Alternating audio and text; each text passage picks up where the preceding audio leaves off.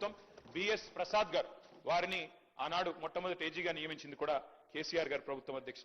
ఇందాక కొంతమంది మిత్రులు మాట్లాడితే ఇంకేదో అన్నారు, నేను దాని జోలికి ఎక్కువ పోను గాని ఇవాళ కూడా మా పార్టీకి 3 ప్రోటోకాల్ పొజిషన్లు ఉన్నాయి సార్ రాష్ట్రంలో. ఒకటి శాసనసభలో ప్రతిపక్ష నాయకుడిగా కేసీఆర్ గారు ఉన్నారు, అక్కడ శాసన మండలిలో ప్రతిపక్ష నాయకుడిగా మసూనాచారి గారు ఉన్నారు, అట్లాగే శాసన మండలిలో డిప్యూటీ చైర్మన్ గా బండా ప్రకాష్ గారు ఉన్నారు. అంటే 3 ప్రోటోకాల్ పొజిషన్స్ ఉంటే అందులో 2 బీసీ బిడ్డలకిచ్చి మా పార్టీ నిబద్ధతను చాటుకున్నామనే మాట కూడా నేను వారికి విజ్ఞప్తి చేస్తా ఉన్నాను అధ్యక్ష. అట్లాగే అధ్యక్ష, మా ప్రభుత్వం ఉన్నప్పుడు చట్టసభల్లో మేము 2 సార్లు తీర్మానం చేశాం అధ్యక్ష. ఇక్కడ శాసనసభలో అక్కడ శాసన మండలిలో 2 తీర్మానాలు చేసి పంపించినాం ఏకగ్రీవంగా. ఆ రోజు కాంగ్రెస్ పార్టీ కూడా మాకు మద్దతు పలికింది. శ్రీధర్ బాబు గారు, బట్టి విక్రమార్క గారు ఆనాడు ఇక్కడ ఉన్నారు, వారు మద్దతు పలికినారు అధ్యక్ష. ఒక తీర్మానం ఏం చేసినాం అధ్యక్ష, మేము సెన్సస్ తో పాటు 2021లో చేయబోయే సెన్సస్ తో పాటు జనగణనతో పాటు కులగణన కూడా చేయండి అని మొట్టమొదటిసారి రాహుల్ గాంధీ గారు మాట్లాడే కంటే ముందే కులగణన గురించి మాట్లాడిన మొట్టమొదటి ప్రభుత్వం తెలంగాణ ప్రభుత్వం ఆనాడు కేసీఆర్ గారి నాయకత్వంలోనే మాట కూడా నేను గుర్తు చేస్తా ఉన్నా. తీర్మానం కూడా మీ రికార్డులో ఉంటుంది సార్. జాతీయ స్థాయిలో చేయాలని చెప్పాము, తర్వాత ఏం చేసామో కూడా చెప్తాను సార్. అట్లాగే చట్టసభల్లో కూడా రిజర్వేషన్లు ఇవ్వండి, బలహీన వర్గాలకి శాసనసభలో అదేవిధంగా శాసన మండలిలో పార్లమెంట్ లో కూడా ఓబీసీ రిజర్వేషన్లు తెండి అని చెప్పి కూడా మరొక తీర్మానం కూడా చేసి ఇదే హౌస్ నుండి మనం పంపించాము. కాపీలు ఎల్ఏ మినిస్టర్ గారి దగ్గర కూడా ఉంటాయి అధ్యక్ష, సెక్రటరీ గారి దగ్గర ఉంటాయి, కావాలంటే చూసుకోవచ్చు అధ్యక్ష. అట్లాగే ఆనాడు ఇప్పుడు పెద్దలు మంత్రి గారు మాట్లాడుతూ ఒక మాట అన్నారు అధ్యక్ష, సీలింగ్ పెట్టారు అని. అధ్యక్ష నేను దయచేసి నేను ఇది రాజకీయం కోసం మాట్లాడలేదు, కానీ కొన్ని విషయాలు ఎందుకంటే తప్పుదో పట్టించకూడదు అధ్యక్ష, ప్రజల్ని కానీ సభ్యుల్ని కానీ తప్పుదో పట్టించకూడదు. ఆ రోజు కమలాకర్ గారు కొంత మాట మాత్రంగా చెప్పే ప్రయత్నం చేసినారు. ఆ రోజు కాంగ్రెస్ ప్రభుత్వం ఆనాడు ఉమ్మడి ఆంధ్రప్రదేశ్లో ఉన్నప్పుడు, కిరణ్ కుమార్ రెడ్డి గారు ముఖ్యమంత్రిగా ఉన్నప్పుడు, ఆ రోజు ఈ చట్టం ఏదైతే ఉందో ఉమ్మడి ఆంధ్రప్రదేశ్లో పంచాయతీరాజ్ చట్టం కానీ మున్సిపల్ చట్టం కానీ వారు తెచ్చారు అధ్యక్ష. సుప్రీంకోర్టులో ఏం జరిగింది అధ్యక్ష ఇంతకీ? సుప్రీంకోర్టు 2010లో రాజ్యాంగ ధర్మాసనం అంటే కాన్స్టిట్యూషనల్ బెంచ్ సరిగ్గా దానికి మించిన బెంచ్ భారతదేశంలో ఇది లేదు. రాజ్యాంగ ధర్మాసనం ఆ రోజు ఒక తీర్పిచ్చింది అధ్యక్ష, 50% సీలింగ్. ఇది కేసీఆర్ గారో తెలంగాణ ప్రభుత్వమో బీఆర్ఎస్ పార్టీయో పెట్టింది కాదు అధ్యక్ష. ఈ సీలింగ్ పెట్టింది సుప్రీంకోర్టులోని రాజ్యాంగ ధర్మాసనం. దాన్ని అతిక్రమించే అధికారం ఈ దేశంలో ఏ ప్రభుత్వానికి లేదు, కేంద్ర ప్రభుత్వానికి లేదు, రాష్ట్ర ప్రభుత్వానికి కూడా లేదు. ఉన్న ఒకే ఒక్క మార్గం అధ్యక్ష, ఒకే ఒక్క మార్గం, మనం పార్లమెంట్ లో అవసరమైతే రాజ్యాంగ సవరణ చేసి 2 పార్టీలు కనుక అనుకుంటే, ఇవాళ మెజారిటీ ఉన్నది బీజేపీకి, అక్కడ ప్రతిపక్షంలో ఉన్నది కాంగ్రెస్ పార్టీ. మాకైతే లోక్సభలో సభ్యులు లేరు, రాజ్యసభలో 4 సభ్యులు ఉన్నారు మాకు. కానీ ఇవాళ కావాలనుకుంటే బీసీలకు నిజంగా న్యాయం చేయాలి అనుకుంటే పరిధి అసెంబ్లీ కాదు అధ్యక్ష. ఇక్కడ మనం ఎంతసేపు మనం ఇక్కడ మాట్లాడినా, ఎంత గట్టిగా మాట్లాడినా, ఒకరి మీద ఒకరు ఎన్ని పంచులేసుకున్నా, పొలిటికల్ డైలాగులు కొట్టినా, నిజంగా న్యాయం జరగాలంటే మాత్రం పార్లమెంటులో రాజ్యాంగ సవరణ ద్వారా మాత్రమే, 9th షెడ్యూల్లో చేర్చడం ద్వారా మాత్రమే ఇది పరిష్కారం అయితే తప్ప వేరే మార్గం లేదు అధ్యక్ష. ఇది వాస్తవం. ఇది ముఖ్యమంత్రి గారికి తెలియదు, కేబినెట్ లో ఉండే మంత్రులకు తెలియదని నేను అనుకోను అధ్యక్ష, వారికి కూడా తెలుసు. కానీ వారు పాపం వారు ఇరుక్కొని పోయినారు అధ్యక్ష. నేను వేరే ఉద్దేశంతో చెప్పట్లేదు. మీరేమనుకున్నారు అధ్యక్ష? బీసీ డిక్లరేషన్ పెట్టినారు అధ్యక్ష కామారెడ్డిలో. పెట్టినప్పుడు పాపం వారు ఏం చెప్పాలి నిజాన్ని చెప్పడం, మేము కేంద్రంలో కూడా అధికారంలోకి వస్తే ఈ రకంగా చేస్తామని చెప్పి ఉండాలి. కానీ ఆదరబాదరగా ఏం చెప్పినారు, 6 నెలల్లోనే 42% రిజర్వేషన్ ఇచ్చేస్తాం అని చెప్పారు అధ్యక్ష. చెప్పిన తర్వాత ఇక్కడ బీసీ సమాజం నుంచి ఒత్తిడి పెరిగినాక ఏం చేయాలి అధ్యక్ష? మరి ఏదో చేసినట్టు ఉండాలని చెప్పి ఇది 4వ ప్రయత్నం. మాకు ఆశ్చర్యంగా ఉంది అధ్యక్ష, ఎందుకంటే చాలా ఆశ్చర్యంగా అనిపిస్తా ఉంది. ఇదే ప్రభుత్వం చెప్పింది అధ్యక్ష. ఏం చెప్పారు మీరు? మొదటిసారి మేము రాజ్యాంగబద్ధంగా సాధిస్తామని మొదటిసారి చెప్పారు, ఒకసారి చెప్పారు. తర్వాత ఆర్డినెన్స్ ద్వారా వస్తామని ఇంకోసారి చెప్పారు. మరొకసారి పార్టీ పరంగా అన్నారు. ఇంకోసారి రాహుల్ గాంధీ గారు ప్రధానమంత్రి అయిన తర్వాత ఇస్తామన్నారు. మళ్ళీ ఈ రోజు మళ్ళీ బిల్ తెస్తా ఉన్నారు. అంటే ఒకటే పార్టీ 5 రకాలుగా మాట్లాడితే, 5 సందర్భాల్లో మాట్లాడితే ఈ రాష్ట్రంలో ఉన్న బీసీ బిడ్డలు చూస్తలేరా అధ్యక్ష? అర్థం చేసుకుంటలేరా మీ నిజాయితీని కానీ మీ చిత్తశుద్ధిని కానీ? అంటే చిత్తశుద్ధి లేని శివ పూజ చేస్తూ ఇవాళ ప్రతిపక్షం మీద నెపం పెట్టి తప్పించుకుంటామంటే కుదరదు అధ్యక్ష. మేము ఇప్పటికి కూడా చిత్తశుద్ధితో చెప్తున్నాం, సిన్సియర్ గా చెప్తున్నాం, సంపూర్ణంగా స్వాగతిస్తాము. మీరే చెప్పారు, గౌరవ ముఖ్యమంత్రి గారు చెప్పారు అధ్యక్ష, ఇదే హౌస్ లో చెప్పారు మార్చిలో. ఏమన్నారు అధ్యక్ష? కేసీఆర్ ప్రభుత్వం ఉన్నప్పుడు కూడా 37% రిజర్వేషన్ స్థానిక సంస్థల్లో ఇవ్వాలి అని చెప్పి ఇక్కడ నుంచి బిల్లు పంపించారు పార్లమెంట్కి. పార్లమెంట్ నుంచి ప్రెసిడెంట్ ఆఫ్ ఇండియాకి పోయింది, ఇంకా ప్రెసిడెంట్ ఆఫ్ ఇండియా దగ్గర పెండింగ్ ఉంది. ఇప్పుడు మనం 42% సాధించాలి అంటే ఆ 37% అని పంపిన ఫైల్ మేము వెనకకు తెప్పించి ఈ 42% పంపిస్తాం ప్రెసిడెన్షియల్ అసెంట్ కోసం అని చెప్పినారు. మరి నేను అడుగుతా ఉన్నా అధ్యక్ష, ఆ రోజు మేము చిత్తశుద్ధితో ప్రయత్నం చేయలేదా? మేము 37% బిల్లు పంపలేదా? ఆ రోజు మరి అంత ప్రయత్నం చేసిన మమ్మల్ని పట్టుకొని ఇవాళ నోటికొచ్చినట్టు మాట్లాడితే ఇది మంచిదా? దయచేసి ఆలోచించండి. ఇంకొక మాట కూడా నేను అడుగుతా ఉన్నా అధ్యక్ష. రాజ్యసభ సభ్యులు మాకు ఇవాళ 4 ఉన్నారు అధ్యక్ష. మా పార్టీ ప్రభుత్వంలో ఉన్ననాడు మాకు అవకాశాలు వస్తే పెద్దలు కేశవరావు గారు, పెద్దలు డి శ్రీనివాస్ గారు, పెద్దలు బండా ప్రకాష్ గారు, పెద్దలు లింగయ్య యాదవ్ గారు, పెద్దలు గాయత్రి రవిచంద్ర గారు, వద్దిరాజు రవిచంద్ర గారు, వీరందరినీ కూడా 5గురిని రాజ్యసభకు నామినేట్ చేసింది బలహీన వర్గాల బిడ్డల్ని కేసీఆర్ ప్రభుత్వం కాదా అధ్యక్ష? అవకాశం వచ్చినప్పుడు అద్భుతంగా ఇవన్నీ చేయలేదా మేము? అట్లాగే ఇంకొక మాట కూడా నేను అడుగుతా ఉన్నా అధ్యక్ష. ఎస్, రాహుల్ గాంధీ గారు ఒక నినాదం ఇచ్చారు అధ్యక్ష. జిత్నా ఆబాదీ ఉత్నా హక్, జిత్నీ బాగేదారి ఉత్నీ హిస్సేదారి. మంచి మాట అధ్యక్ష, మంచి మాట, మంచి ఆలోచన, డెఫినెట్లీ ఆచరణీయం, అనుసరణీయం, తప్పకుండా సాధించాలి. కానీ నేను అడుగుతా ఉన్నా అధ్యక్ష, రాహుల్ గాంధీ గారు ఇవాళ ఓట్ చోరీ గురించి దేశం అంతా మాట్లాడుతున్నారు. మరి 42% రిజర్వేషన్ విషయంలో ఇక్కడ జరిగిన ప్రయత్నాన్ని ఎందుకు వారు పార్లమెంట్లో లేవనెత్తలేరు? కాంగ్రెస్ పార్టీకి 100 మంది ఎంపీలు ఉన్నారు అక్కడ. మీరెందుకు గట్టిగా పట్టుబడతలేరు? పార్లమెంట్లో 42% మీద అక్కడ కదా జరగాల్సింది చర్చ, అక్కడ కదా జరగాల్సింది రాజ్యాంగ సవరణ. అక్కడ చేయాల్సిన ప్రయత్నం చేయకుండా ఇక్కడ ఎంత చేస్తే కంఠశోష తప్ప ఏమొస్తుంది అధ్యక్ష? అల్టిమేట్ గా చేయాల్సిన చోట చేయాల్సిన కాడ ప్రయత్నం చేయకుండా ఇక్కడ ఉండే మన బీసీ బిడ్డల్ని మభ్యపెట్టడానికో రేపు స్థానిక సంస్థల ఎన్నికల్లో కొంత ప్రయోజనం పొందడానికో ప్రయత్నం చేసినా ఇవాళ మేధావులు, జస్టిస్ ఈశ్వరయ్య గౌడ్ లాంటి మేధావులు, మన మాజీ రిటైర్డ్ అధికారి చిరంజీవులు గారు లాంటి మేధావులు అందరూ కూడా మాట్లాడుతున్నారు. బలహీన వర్గాల బిడ్డలు బయట వేదికల్లో మాట్లాడుతున్నారు. రాజ్యాంగ సవరణ చేయాలని చెప్పి కోరుతా ఉన్నారు. అధ్యక్ష, డిక్లరేషన్ ఒక్కటే సరిపోదు, డెడికేషన్ కూడా ఉండాలి అధ్యక్ష. డెడికేషన్ ఉంటే తప్పకుండా ప్రజలు హర్షిస్తారు, స్వాగతిస్తారు. మిమ్మల్ని నేను కోరుతా ఉన్నా అధ్యక్ష, మీరు చేసినారు ప్రయత్నం, ఒక హౌస్ హోల్డ్ సర్వే చేసినారు మీరు, దాని పేరు సిఈపిసి ఏదో పెట్టినారు. మాట్లాడితే మమ్మల్ని అంటారు కేసీఆర్ పాల్గొనలే, కేటీఆర్ పాల్గొనలే, హరీష్ రావు. సార్ మేము 3 అఫిడవిట్లు ఇచ్చినాం, ఎలక్షన్ అఫిడవిట్లు మీ కాడనే ఉన్నాయి, ఎలక్షన్ కమిషన్ కార్డు ఉన్నాయి. అలా నేను ఓసీయా బీసీయా మీకు తెలుసు, నేను పాల్గొంటే ఏంది పాల్గొనకపోతే ఏంది, కానీ తప్పు చేసింది మీరు. ఇవాళ 6% జనాభా తగ్గింది మీ సర్వేలో. కేసీఆర్ గారు చేసినప్పుడు హౌస్ హోల్డ్ సర్వేలో కేసీఆర్ ప్రభుత్వం చేసినప్పుడు 52%గా వచ్చిన బలహీన వర్గాల సంఖ్య 6% ఎట్లా తగ్గింది అనే ఆలోచన మీరు చేసిండ్రా? ఎక్కడన్నా రివ్యూ చేసిండ్రా? ఎన్నడన్నా ఒక్కసారి ప్రయత్నం చేసిండ్రా చిత్తశుద్ధితో? అది చేయలే. ఎంతసేపు 3 పాల్గొనకపోతే 6% తగ్గుతుందా అధ్యక్ష? మేము కేసీఆర్ గారు, నేను, హరీష్ రావు గారు పాల్గొనలేదు. సరే, మాది ఏందో ఎలక్షన్ అఫిడవిట్ ఉండనే ఉన్నది, అందులో మేము ఓసీఆ బీసీఆ రాష్ట్రం అందరికి తెలుసు. తెల్లారలేస్తే ముఖ్యమంత్రి గారు దెప్పి పొడుస్తానే ఉంటాడు. కాబట్టి నేనేమంటున్నా అధ్యక్ష, మేము పాల్గొనంత మాత్రాన 52%, 46% కాదు కదా అధ్యక్ష. ఇవాళ నిజంగా బలహీన వర్గాలకు చిత్తశుద్ధితో మీరు సేవ చేయాలనుకుంటే మీరు చెప్పిండాలా, డిక్లరేషన్ పెట్టినప్పుడే చెప్పిండాలా. కండిషన్స్ అప్లై, రాహుల్ గాంధీ ప్రధానమంత్రి అయితేనే ఇస్తాం, లేకపోతే ఇయ్యమని చెప్పిండాలా. అది మీరు చెప్పలేదు. ఇవాళ మీరు మమ్మల్ని అంటా ఉన్నారు. ఇంకొక మాట నేను అడుగుతా ఉన్నా, మా పొన్నం ప్రభాకర్ అన్న అంటే మాకు గౌరవం. వారు నిజంగా కూడా తప్పకుండా ఉద్యమంలో పాల్గొన్న వ్యక్తి. ఆనాడు పార్లమెంట్లో చట్టంలో కేసీఆర్ గారు స్వయంగా చెప్పారు, మేము చెప్పడం కాదు అధ్యక్ష, కరీంనగర్ లో మీటింగ్ పెట్టి మరీ చెప్పారు. అది బ్రహ్మాండంగా కొట్లాడుతున్నాడు మా పొన్నం ప్రభాకర్ అన్న పార్లమెంట్ సభ్యుడిగా అని చెప్పారు అధ్యక్ష. We stand by that. మీరంటే గౌరవం ఉంది. వారిని నేను కోరుతా ఉన్నా అధ్యక్ష, వారు చెప్పాలి. ఇవాళ మీరు ఆలోచన చేయండి. బీసీ సబ్ ప్లాన్ అని చెప్పారు, తేవట్లేదు సార్, పెట్టండి. రేపు ఎల్లుండి హౌస్ పెడతారా, ఇంకో నిమజ్జనం తర్వాత పెడతారా, మీ ఇష్టం. కానీ బీసీ సబ్ ప్లాన్ చట్టం తెండి. ఎందుకంటే ఒక పదవులతోనే రాజకీయంగా అవకాశాలు ఇవ్వడంతోనే న్యాయం జరగదు. సామాజిక న్యాయం, ఆర్థికంగా, రాజకీయంగా అవకాశాలు రావాలి అంటే ప్రభాకర్ సార్, గౌరవ సభ్యులు చెప్పినట్టుగా బీసీ సబ్ ప్లాన్ కు సంబంధించి పార్టీ పరంగా, ప్రభుత్వ పరంగా సభాపతి నిర్ణయం చేయడం ఒక రోజు తప్పకుండా చర్చ జరగాల్సిన అవసరం నేను కూడా కోరుకుంటా ఉన్నా. కానీ ఇవాళ నేను మళ్ళీ ఇంతకుముందు కూడా అంటే వారికి సభలో ఎక్కువ అనుభవం ఉంది, మంత్రిగా చేసినారు, ప్రభుత్వంలో చాలా కీలక పాత్ర ఉంది కాబట్టి ఇంకా ఏదైనా లోపాలున్నా ఇంకేమైనా ఉంటే సరి చేసుకునే విధంగా మీరు సలహా సూచనలు చెప్పండి. కానీ సభ అభిప్రాయం ఏకగ్రీవంగానే ముందు నుంచి అదే విజ్ఞప్తి చేస్తారా, మొదటి నుంచి కూడా అదే మాట మాట్లాడుతున్నా. ఈరోజు ఇప్పుడు ఎంఐఎం వాళ్ళు మాట్లాడినారు, మేము ఈ బిల్లును ఏకగ్రీవంగా పూర్తి మద్దతును ప్రకటిస్తామని ప్రకటించి మిగతా అంశాల మీద చర్చ జరగాలని ప్రభుత్వాన్ని కోరి దాని మీద చర్చ చేస్తాం. దానికి సంబంధించి చర్చ జరగడంలో ఎవరికి వ్యతిరేకత లేదు, చర్చ జరగాలని కోరుతుంది. దాని తర్వాత వారు అన్నారు, మీరు పాల్గొనకపోవడంలో మీరు ఒక పార్టీకి నాయకులు, దాని ప్రభావం క్షేత్రస్థాయిలో పడి ఉండొచ్చు, మీరు ఆదర్శంగా ఉండాల్సి ఉండే. దానికి సంబంధించినటువంటి అఫిడవిట్లను తీసుకొని రాసుకునేటువంటి విధానంగా ప్రభుత్వం అవలంబించలేదు. రాష్ట్ర వ్యాప్తంగా సర్వే జరిగినప్పుడు మీరు కూడా పాల్గొని ఉంటే మిమ్మల్ని అనుసరించేటోళ్ళు, మిమ్మల్ని కొంతమంది ఫాలో అయ్యేటువంటి వాళ్ళు ఉంటారు తప్పకుండా.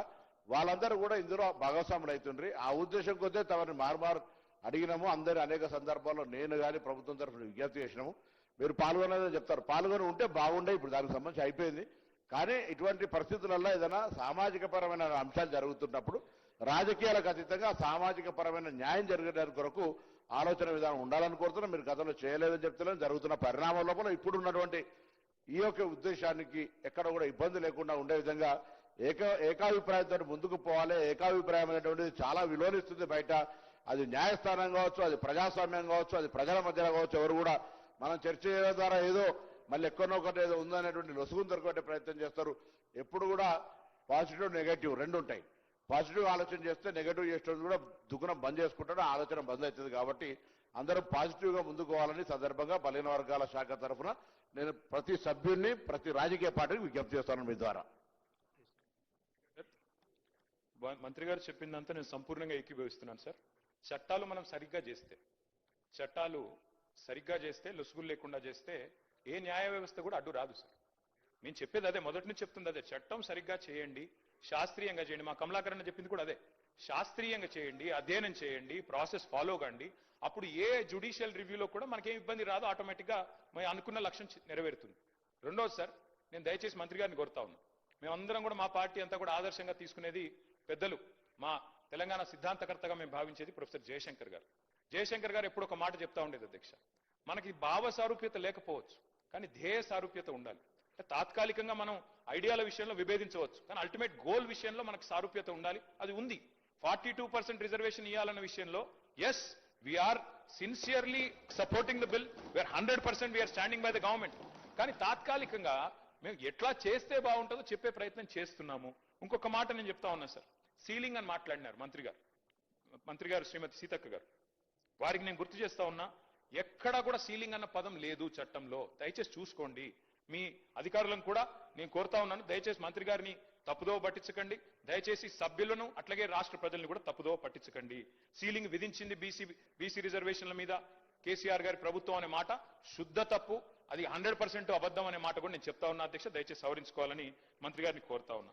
వాస్తవంగా జరిగింది ఏంది అధ్యక్ష, ఆనాడు బీసీ రిజర్వేషన్ల విషయంలో కేసీఆర్ గారి ప్రభుత్వం ఏం చేసింది అధ్యక్ష, ఆ రోజు మేము మరి 2000 నేను సరిగ్గా ఇది చెప్తాను సార్, ఆర్టికల్ 243 D6 T6 ప్రకారం బీసీ రిజర్వేషన్లు రాష్ట్రాలే ఇచ్చుకోవచ్చు అని చెప్పి మాకు ఆదేశాలు మేము ఇచ్చాం, వచ్చినాయి అధ్యక్ష. వచ్చిన తర్వాత 2018లో కేసీఆర్ గారి ప్రభుత్వం ఆనాడు ఉంటే, టీఆర్ఎస్ ప్రభుత్వం ఉంటే దాన్ని అనుసరించే మనం కొత్త పంచాయతీరాజ్ చట్టం తెచ్చాము. స్థానిక సంస్థల్లో మొదలు 34% రిజర్వేషన్ కూడా కల్పించుకున్నాం. జీవో నంబర్ 396 ఆ రోజు ప్రభుత్వం, ఇప్పుడు మీ దగ్గర ప్రభుత్వంలో ఇవన్నీ కూడా ఉంటాయి చూసుకోండి, 396 ఇచ్చారు అధ్యక్ష కేసీఆర్ గారి ప్రభుత్వం, 34% రిజర్వేషన్ కల్పిస్తూ. అయితే వెంటనే ఇక్కడ నేను ఈ విషయం వాస్తవంగా చెప్పొద్దు అనుకున్నాను అధ్యక్ష, కానీ చెప్పక తప్పట్లేదు. ముఖ్యమంత్రి గారు మరి సభ్యులను రాష్ట్రాన్ని తప్పుదోవ పట్టించినప్పుడు చెప్పక తప్పదు. వెంటనే ఆ రోజు తెలంగాణ ప్రభుత్వం కేసీఆర్ గారి నాయకత్వంలో జీవో నంబర్ 396 ఇచ్చి ఆ రోజు బలహీన వర్గాల బిడ్డలకు మనం న్యాయం చేసే ప్రయత్నం చేస్తే స్థానిక సంస్థల్లో ఒక గోపాల్ రెడ్డి అనే ఒక వ్యక్తి, మహబూబ్ నగర్ జిల్లాకు సంబంధించిన వ్యక్తి అధ్యక్ష, హైకోర్టుకు పోయారు, దీన్ని అడ్డుకున్నారు అధ్యక్ష. ఎవరు అధ్యక్ష ఈ గోపాల్ రెడ్డి గారు? ముఖ్యమంత్రి గారికి సన్నిహిత బంధువు, అదేవిధంగా కాంగ్రెస్ పార్టీ నాయకుడు. ఆయన పోయి ఆ రోజు కోర్టుకు పోయి అడ్డుకున్నారు అధ్యక్ష. అడ్డుకోవడం వల్లనే ఆ రోజు కాంగ్రెస్ పార్టీ చేసిన నిర్వాకం వల్లనే ఇది జరిగింది. నేను గౌరవనీయులు కేటీఆర్ గారిని కోరుతా ఉన్నాం, ఇది మేము కూడా ఒకటి అప్పీల్ చేయడం జరిగింది అధ్యక్ష. మేము ఆ మున్సిపల్ బిల్కి సంబంధించి కానీ ఇప్పుడు సీతక్క గారు కూడా ఒక అప్పీల్ చేయడం, చాలా ఇంపార్టెంట్ బిల్కి సంబంధించి. ఇప్పుడు ఆరోపణలు ప్రత్యారోపణలు చేయాలనుకుంటే వేరే డిస్కషన్ సార్. ఈరోజు నేను చెప్తా ఉన్నాం అధ్యక్ష, దానికి సంబంధించి మీరు వేరే రూపంలో పోయి దీన్ని ఆపు చేయకుండా ప్రయత్నం చేయాలని అందరినీ కోరిన, మిమ్మల్ని కోరిన, ఎవరిని కాదు, అందరినీ కూడా ఎవరన్నా ఈరోజు ఈ బిల్లు ప్రవేశపెట్టిన తర్వాత ఏదో రూపంలో పోయి దీన్ని కాంగ్రెస్ ప్రభుత్వానికి మంచి పేరు రావు. కాంగ్రెస్ ప్రభుత్వం అని కాదు, బలహీన వర్గాలకు సంబంధించి దయచేసి ఇంతకుముందు మా సహచరులు పొన్నం ప్రభాకర్ గారు చెప్పినట్టు మీరు ఆమోదం తెలుపుతా ఉన్నారో లేదో అని రెండు విషయాలు చెప్పి ఈ బిల్లును మనం పాస్ చేసుకుంటే బాగుంటుందని మా అభిప్రాయం. అదే మా సలహా, మా సూచన కూడా కోరుతా ఉన్నాం అధ్యక్ష. సీఎం గారు కనుక రాజకీయపరమైన అంశాలు మాట్లాడకపోతే మాకు కూడా మాట్లాడాల్సిన అవసరం లేదు. నేను సభ దృష్టికి, సభ్యుల దృష్టికి, రాష్ట్ర ప్రజల దృష్టికి వాస్తవాలు చెప్పాలి కాబట్టి నేను చెప్పాను. కానీ మాకు వేరే ఉద్దేశాలు లేవు అధ్యక్ష. సంపూర్ణంగా ఈ బిల్లును స్వాగతిస్తున్నాం, సహకరిస్తున్నాం, కావాలి సలహాలు కూడా ఇస్తున్నాం. స్వీకరిస్తారా లేదా మీ విజ్ఞత, దీన్ని మేము చేయగలిగేది ఏమీ లేదు. కానీ వాస్తవాలు చెప్పాలి కాబట్టి 2018లో మేము జీవో తెచ్చిన మాట వాస్తవం. బలహీన వర్గాలకు 34% రిజర్వేషన్లు ఇవ్వాలని సంకల్పించి జీవో నంబర్ 396 తెచ్చిన మాట వాస్తవం. గోపాల్ రెడ్డి అనే నాయకుడు అడ్డుకున్న మాట వాస్తవం. వారు ముఖ్యమంత్రి గారికి దగ్గరి బంధువు అన్న మాట వాస్తవం. మహబూబ్ నగర్ జిల్లా అన్నది వాస్తవం. అందులో నేనే తప్పు చెప్పట్లేదు, వక్రీకరించట్లేదు.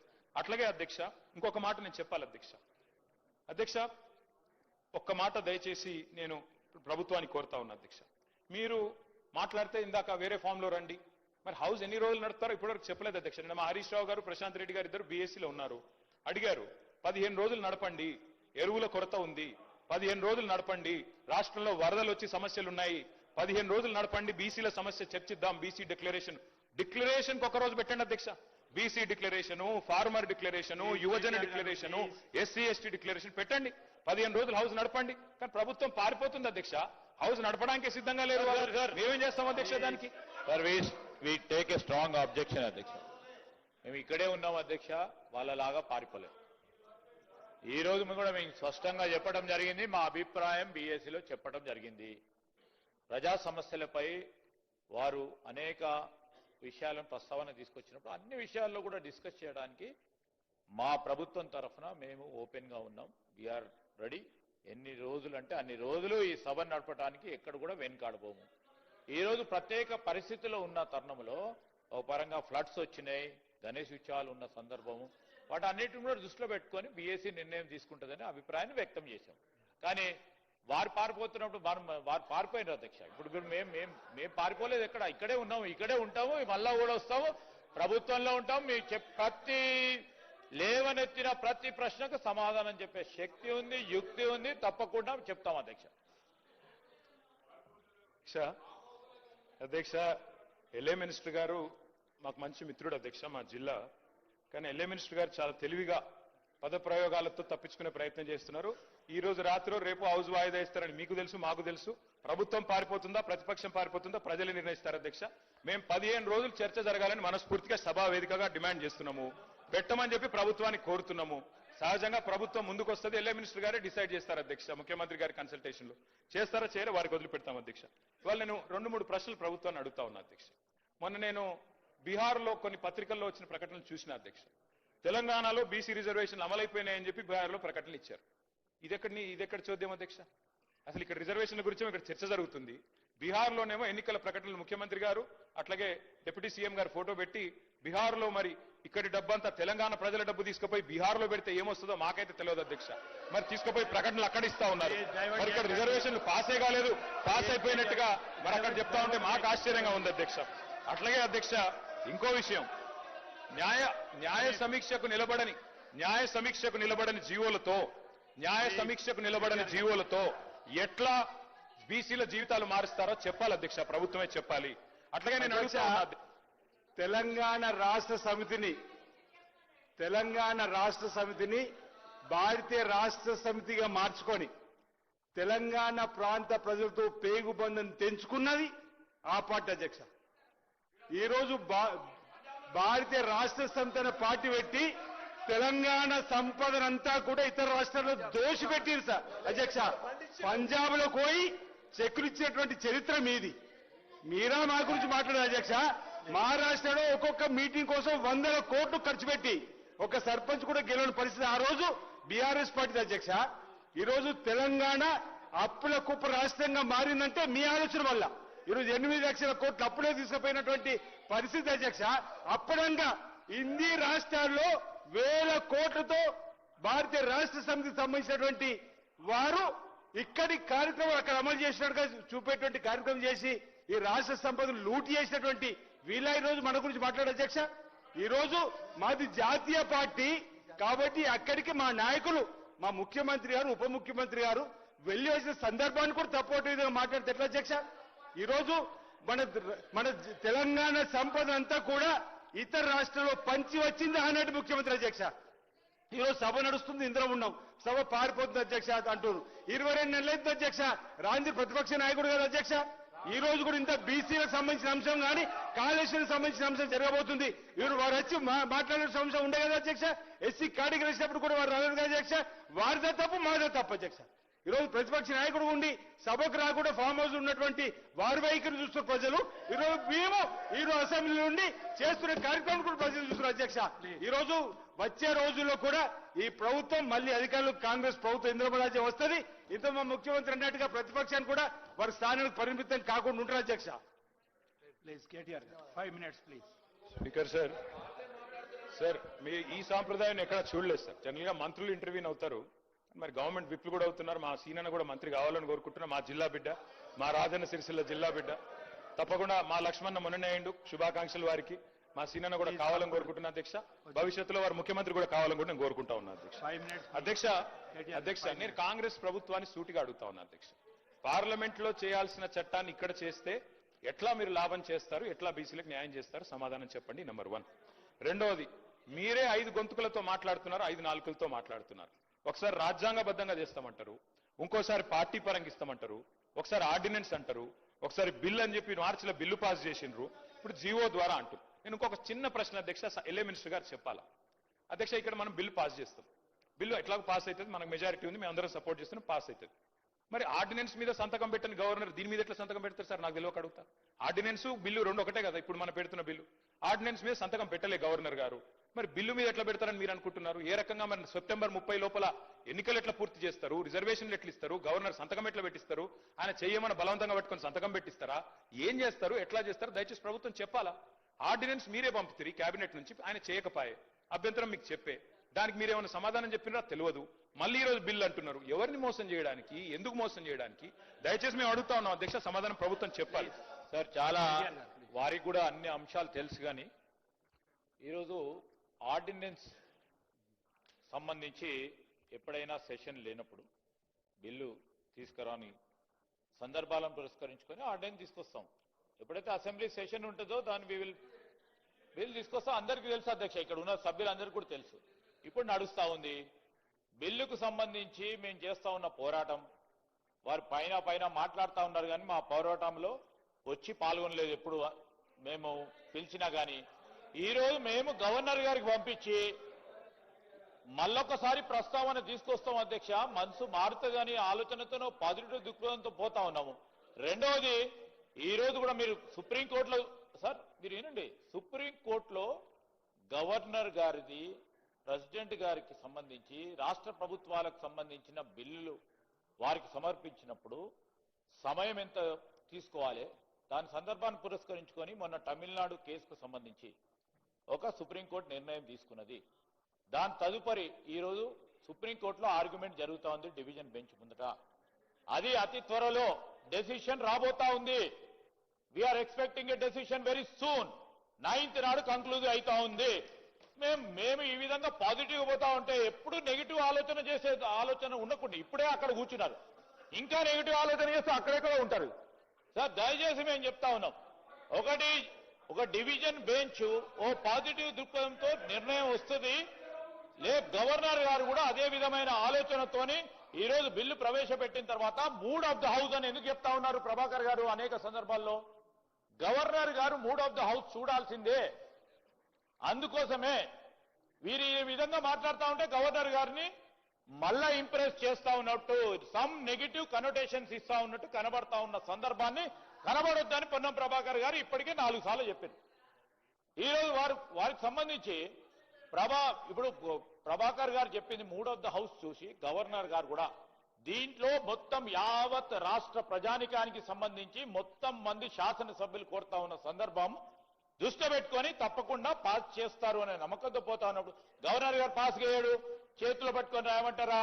ఆయన ఏం సరి ఆయన నెగిటివ్ కనోటేషన్ తో పోకుండా పాజిటివ్ దృక్పథంతో బలహీన వర్గాలకు మేలు జరగాలనే ఒక కాంక్ష ఉండాలి, ఒక చిత్తశుద్ధి ఉండాలి. మనసులో ఉంటే తప్పకుండా ఇవాళ కాకుండా రేపైతే బాగుండాలి. వాళ్ళకి లేదు. వారు కూడా అన్నారు అధ్యక్ష, బలహీన వర్గాలకు సంబంధించి కేసీఆర్ గారు మాట్లాడింది కాదంటలేదు. ఈరోజు అదేవిధంగా బీసీ సప్లాన్ గురించి 2014లో 2-3 మార్లు మాట్లాడిండ్రు. మేము లేకపోవచ్చు, ఇక్కడ ఉన్న ఇతర గౌరవ సభ్యులు ఉన్నారు. ఇక్కడ బట్టి విక్రమార్క గారు ఉన్నారు. ఈరోజు మేము చెప్తా ఉన్నాం 2014లో బీసీ సప్లాన్ పెడతామని ఇదే శాసనసభలో అదే పార్టీకి సంబంధించిన నాయకులు మాట్లాడటం జరిగింది అధ్యక్ష. ఈరోజు మేము సైంటిఫిక్ గా ఎంపరికల్ డేటాను కలెక్ట్ చేసుకొని మరి పోతా ఉన్న సందర్భాన్ని ఇవాళ కాకుంటే రేపో ఎల్లుండో దాన్ని తప్పకుండా చేసి తీరుతాము. మేము చేసిన ఒక కార్యాచరణ, ఒక ప్రణాళిక, అదేవిధంగా సైంటిఫిక్ ఎంపెరికల్ డేటాను తీసుకెళ్లి ఎవరు ఆపలేరు అధ్యక్ష. దీన్ని 42% చేసి తీరుతాం అధ్యక్ష. సార్ ముఖ్యమంత్రి గారు చాలాసార్లు బయట మాట్లాడుతుంటారు అధ్యక్ష. ఎంతసేపు ఛాయ్ తాగే లోపల అయిపోతాయి, కొన్ని అన్ని నిర్ణయాలు అనుకుంటే అని చెప్తారు అధ్యక్ష. నిజానికి అధ్యక్ష ఇది ఎట్లాంటి సమస్య అంటే, మనం ఇక్కడ ఇంకో 10 రోజులు చర్చ చేసినా ఇక్కడ తెగదు. ఎందుకంటే అందరం ఒకటే అభిప్రాయంతో ఉన్నాం. తేలాల్సింది ఎక్కడ అధ్యక్ష? రాహుల్ గాంధీ గారు, మోడీ గారు ఒక ఛాయ్ తాగి ఇద్దరు డిసైడ్ చేసుకుంటే అర్ధ గంటలు ఒడిచిపోతే సార్ బిల్లు పాస్ అయిపోతుంది, రాజ్యాంగ సవరణ జరిగిపోతుంది తప్ప ఇంకోటి లేదు సార్. కాబట్టి మీరు ఇంకా 10 రోజులు హౌస్ నడిపి 10 రోజులు చర్చ పెట్టినా హాఫ్ అన్ అవర్ అయిపోయింది. మీరు కూడా కొంచెం ఎక్కడ సార్ నన్ను అందరూ మంత్రులే ఇంటర్ప్రిట్ చేస్తుంటే ఎట్ట చేయాలి సార్? అయిపోయింది 10 నిమిషాల్లో కంక్లూడ్ చేస్తాను సార్. అధ్యక్ష, మేము స్ట్రైట్ గా మా పార్టీ నుంచి అడుగుతుంది ఒకటే సార్. ఇప్పుడు మళ్ళొక్కసారి మీరు మార్చిలో బిల్లు పాస్ చేసిన దానికి దీనికి తేడా ఏంటి? నంబర్ 1, ఆ రోజు ప్రెసిడెంట్ గారి దగ్గర పంపారు. మరి ప్రెసిడెంట్ గారు ఇంకా సంతకం పెట్టకుండానే మళ్ళీ పంపడం వల్ల, మళ్ళీ చేయడం వల్ల ఎట్లా దీనికి రిలీఫ్ వస్తుంది? Number 1 question sir. తర్వాత చెప్పండి సార్, వాళ్ళు మళ్ళీ మంత్రులు ఊరికే ఇంటర్వ్యూ కాకుండా చూసుకోండి మీరు. తర్వాత రిప్లై వల్ల వారు చెప్పమనండి. కోర్టుల్లో ఎందుకంటే మనం చట్టాలు సరిగ్గా చేస్తే ఏ కోర్టు కూడా ఏం చేయలేదు. మన చట్టాల్లో లొసుగులు ఉంటేనే కోర్టు అయినా ఇంకోటైనా కాన్స్టిట్యూషన్కి అనుగుణంగా లేకపోతేనే కోర్టు ఇంటర్వ్యూన్ అవుతుంది తప్ప కోర్టుకు పోవద్దు అనే మాట మాత్రం కరెక్ట్ కాదు. ఎందుకంటే ఎవరైనా సరే కోర్టుకు ఎప్పుడు పోతారు? ప్రభుత్వాలే చట్టాలకు తూట్లు పొడిస్తే, ప్రభుత్వాలే చట్టాలకు మరి లోబడి పనిచేయకపోతే కోర్టుకు పోతారు, జ్యుడిషియల్ రివ్యూ ఉంటది. పోవద్దు అనే మాట తప్పు. డెఫినెట్ గా ప్రజలు ఎవరము కోర్టుకు పోవద్దని అనడం లేదు. మేము ఆ న్యాయస్థానాల పట్ల గౌరవం ఉంది. కానీ మీ మాటలు కోర్టుకు పోవాలే అనే అటువంటి సంకేతాన్ని ఇచ్చే విధంగా మీరే పోతారు అనేటువంటి విధంగా సంకేతం ఇచ్చే ప్రయత్నం జరుగుతోంది. ఇంతకంటే మీరు అన్నట్టుగా నరేంద్ర మోడీ గారు, రాహుల్ గాంధీ గారు ప్రధాన ప్రతిపక్షంగా కూర్చుంటే షెడ్యూల్ 9 ప్రకారంగా వస్తుంది. కానీ ఇలా రాజ్యాంగంలో సుప్రీంకోర్టు జోక్యం చేసుకొని తమిళనాడు కోర్టు ప్రభుత్వంకు సంబంధించిన నివేదికల మీద చర్చించింది. నేను ఇవాళ మీ ద్వారా కోరుతా ఉన్నా, గౌరవ పార్టీ పరంగా మాకు సంబంధించిన కొంతమంది మంత్రులు, సిపిఐ నాయకులు కూనంనేని సాంబశివరావు గారు, ఎంఐఎం తరఫున, అదేవిధంగా బీజేపీకి సంబంధించి మీరు వర్కింగ్ ప్రెసిడెంట్ గా మీరు, మీ బలహీన వర్గాల మంత్రి కమలాకర్ గారు రండి. రేపు గవర్నర్ గారు కలిసి 3వ హౌస్కు సంబంధించి వివరిద్దాం. దీనికి సంబంధించి ముందుకు పోయే ప్రయత్నం చేద్దాం. ఎవరైనా అటువంటి ప్రయత్నాలు ఆపడానికి ప్రయత్నం చేస్తే అడుగుదాం. ఇది గాక ఏ మార్గం చెప్తారో చెప్పండి, తప్పకుండా దాని ప్రకారం 42% బీసీలకు స్థానిక సంస్థలో వాటా ఇస్తూ ఎన్నికలు నిర్వహించాలనేది మా ప్రభుత్వ ఉద్దేశం. దీనికి సంబంధించి రాజ్యాంగపరమైన అంశాలకు సంబంధించి ఇబ్బందులు ఉన్నటువంటి మాట వాస్తవమే. దాన్ని ఏ విధంగా ఓవర్కమ్ అవుతామో దానికి సంబంధించి అన్ని రకాలుగా ప్రయత్నం జరుగుతున్నది కాబట్టి చేస్తా ఉన్నాం. ఈరోజు ఆర్డినెన్స్ ను తొలగించడానికి సంబంధించి తొలగించిన తర్వాతనే మేము పెట్టిన 42% సంబంధించి గతంలో మార్చిలో తెచ్చిన తర్వాత గవర్నర్ గారి దగ్గర నుంచి రాష్ట్రపతికి పోయినటువంటి మాట మీకు తెలియదా? తమిళనాడు ప్రభుత్వానికి సుప్రీంకోర్టు ఎటువంటి ఊరట ఇచ్చిందో తెలియదా? ఇవన్నీ తెలిసిన తర్వాత కూడా మీరు అట్లా మనం నెగటివ్ గా కోర్టుకు పోవద్దని చెప్తారు. మేము ఎప్పుడు కోర్టుకు పోతాను, కోర్టుల పట్ల అపారమైనటువంటి విశ్వాసం ఉన్నది. కానీ మనం కోర్టుకు పొమ్మని ప్రవోక్ చేసేటువంటి విధానం మంచిది కాదు. దయచేసి నేను మళ్ళీ చెప్తున్నా, టీఆర్ఎస్ పార్టీగా ఎవరో పాత కాంగ్రెస్ నాయకుడు పోయిండని చెప్పి మీరు ఎట్లయితే చెప్తారో భవిష్యత్తులో అటువంటి కలంకం తెచ్చుకునే చర్చ చేసేటువంటి అవకాశాలు లేకుండా ఉండండి. ఈరోజు దీనికి సంబంధించి క్షుణ్ణంగా తెలంగాణ వ్యాప్తంగా బలహీన వర్గాలకు సంబంధించి మనం ఢిల్లీలో ధర్నా పెడితే అధ్యక్ష సంబంధం లేకుండా గ్రామీణ ప్రాంతాల నుంచి స్పందన వచ్చినటువంటి పరిస్థితి. ఇలా గ్రామీణ ప్రాంతాల భావోద్వేగాల వ్యాప్తి జరిగి చర్చ జరుగుతూ ఉంది. ఈ చర్చను టీఆర్ఎస్ పార్టీ చేస్తున్నటువంటి కోర్టు ఇతర ప్రస్తావనలని క్షేత్రస్థాయిలో గమనిస్తా ఉన్నారు. దయచేసి పార్టీ స్టాండ్ స్పష్టంగా చెప్పి ఏకాభిప్రాయంగా తీర్మానం తీసుకొని నేను రేపు ఉదయం గవర్నర్ గారు టైం తీసుకుంటాం. మన అభిప్రాయాన్ని వారికి ఎట్లా ప్రధానమంత్రి గారి సమయాన్ని పాయల్ శంకర్ గారో లేకపోతే మహేశ్వర రెడ్డి గారు ఇప్పలేకపోవచ్చు. తప్పకుండా గవర్నర్ గారు విజ్ఞప్తి చేస్తాం, పోయి రిప్రజెంటేషన్ చేద్దాం రమ్మని చెప్పి కోరుతా ఉన్నా. దీనికి సంబంధించి అపశకనాలతో ప్రారంభమయ్యే సభ అపశకనంగా మాట్లాడకుండేటువంటి విధంగా ఉండాలని సందర్భంగా మరొకసారి గౌరవ నాయకులందరికీ పార్టీలకు విజ్ఞప్తి చేస్తున్నాను. ఇంటర్వ్యూ అయితే ఎట్లా సార్? రిప్లైలో చెప్పొచ్చు, ఈ కొత్తగా ఏం చెప్పలేదు వారు. రిప్లైలో చెప్తే చాలు, నేను 5-10 నిమిషాలు కంక్లూడ్ చేస్తాను సార్. సార్, గౌరవ మంత్రి గారు మాట్లాడుతూ మాకు కోర్టులు అంటే చాలా గౌరవం ఉందన్నారు అధ్యక్ష. సుప్రీంకోర్టు అన్నా హైకోర్టు అన్నా చాలా గౌరవం ఉందన్నారు, చాలా సంతోషం. ఎందుకంటే సుప్రీంకోర్టు మన తీర్పిచ్చింది సార్. 10 మంది ఎమ్మెల్యేలు ఎవరైతే పార్టీ మారారో వారిది కూడా మరి స్పీకర్ గారి పరిధిలో ఉంది. వారి విషయంలో కూడా స్పీకర్ గారు నిర్ణయం తీసుకుంటారని మేము ఆశిస్తాం. కోర్టుల మీద గౌరవం ఉందన్నారు కదా సార్, అందుకే చెప్తున్నాం. అట్లాగే సార్, వారు అన్నారు సార్ మేము ధర్నా చేశాము ఢిల్లీలో అన్నారు, మేము రాలేదు అన్నారు. సార్ ధర్నాకు మేము రాలేదు సరే, మరి రాహుల్ గాంధీ గారు రాలే, మల్లికార్జున్ ఖార్గే గారు కూడా రాలే కదా సార్, అంటే వాళ్ళు కూడా ఇది ధర్నా కాదు డ్రామా అనుకున్నారా సార్? ఎందుకు రాలేదు సార్? మరి అధ్యక్ష నిజంగా చెప్పాలంటే డిక్లరేషన్లు కాదు అధ్యక్ష, డెడికేషన్ కావాలి. మేము ఒకటే అంటా ఉన్నాం అధ్యక్ష, ఒకటే గవర్నమెంట్ 5 గొంతులతో మాట్లాడితే కరెక్ట్ కాదు. మీరు కన్ఫ్యూజ్ అయ్యి అందరినీ కన్ఫ్యూజ్ చేసే ప్రయత్నం కరెక్ట్ కాదు. డెడికేషన్ తో పనిచేయండి, శాస్త్రీయంగా పనిచేయండి. మేము సిన్సియర్ గా ఒకటే కోరుతా ఉన్నాం సార్, ప్రధానమంత్రి గారు అపాయింట్మెంట్ ఇస్తలేరు, ఇక్కడ ఉన్న ఎమ్మెల్యే గారు ఇప్పియాలంటారు. ప్రధానమంత్రి గారి అపాయింట్మెంట్ ఎమ్మెల్యే గారు ఇప్పిస్తారా సార్? ఎక్కడైనా దేశంలో ఇది మాకు తెలియదా? ముఖ్యమంత్రి కార్యాలయం నుంచి అడిగితే ఇస్తారు. 52 సార్లు ఢిల్లీకి పోయినారు ముఖ్యమంత్రి గారు, 52 సార్లు పోయినారు, 20 నెలల రికార్డు సార్ ఇది. మరి 52 సార్లు పోయి ప్రధానమంత్రి గారిని చాలా సార్లు కలుస్తారు. మొన్ననే చీఫ్ సెక్రటరీ గారిది ఇప్పుడు మళ్ళీ మీరు రిపీట్ చేస్తుంటే నేనేం చేయాలి? అది కాదండి, మీరు రిపీట్ చేసుకుంటే అదే మాటలు మాట్లాడుతున్నారు. మీరు 2-3 సూచనలు అన్నారు, ఒక సూచన చేసి మళ్ళీ మొత్తం ఇష్యూ డైవర్ట్ చేస్తున్నారు. Please conclude. సార్ ఈ సమస్య తేలాలి అంటే ఇందాక నేను చెప్పినట్టు 2 మార్గాలు ఉన్నాయి సార్. ప్రధానమంత్రి గారి దగ్గరికి అఖిలపక్షం తీసుకుపోమనండి ముఖ్యమంత్రి గారిని, మా పార్టీ నుంచి కూడా వస్తాం. తప్పకుండా మా పార్టీ స్టాండ్ ఇక్కడ చెప్తున్నాం క్లియర్ గా, we are in support of this bill అని చెప్తున్నాం. రెండోది సార్, ఏదైనా చేయాలి పని అంటే డెడికేషన్ ఉండాలి సార్, ఉత్త డిక్లరేషన్లతో కాదు.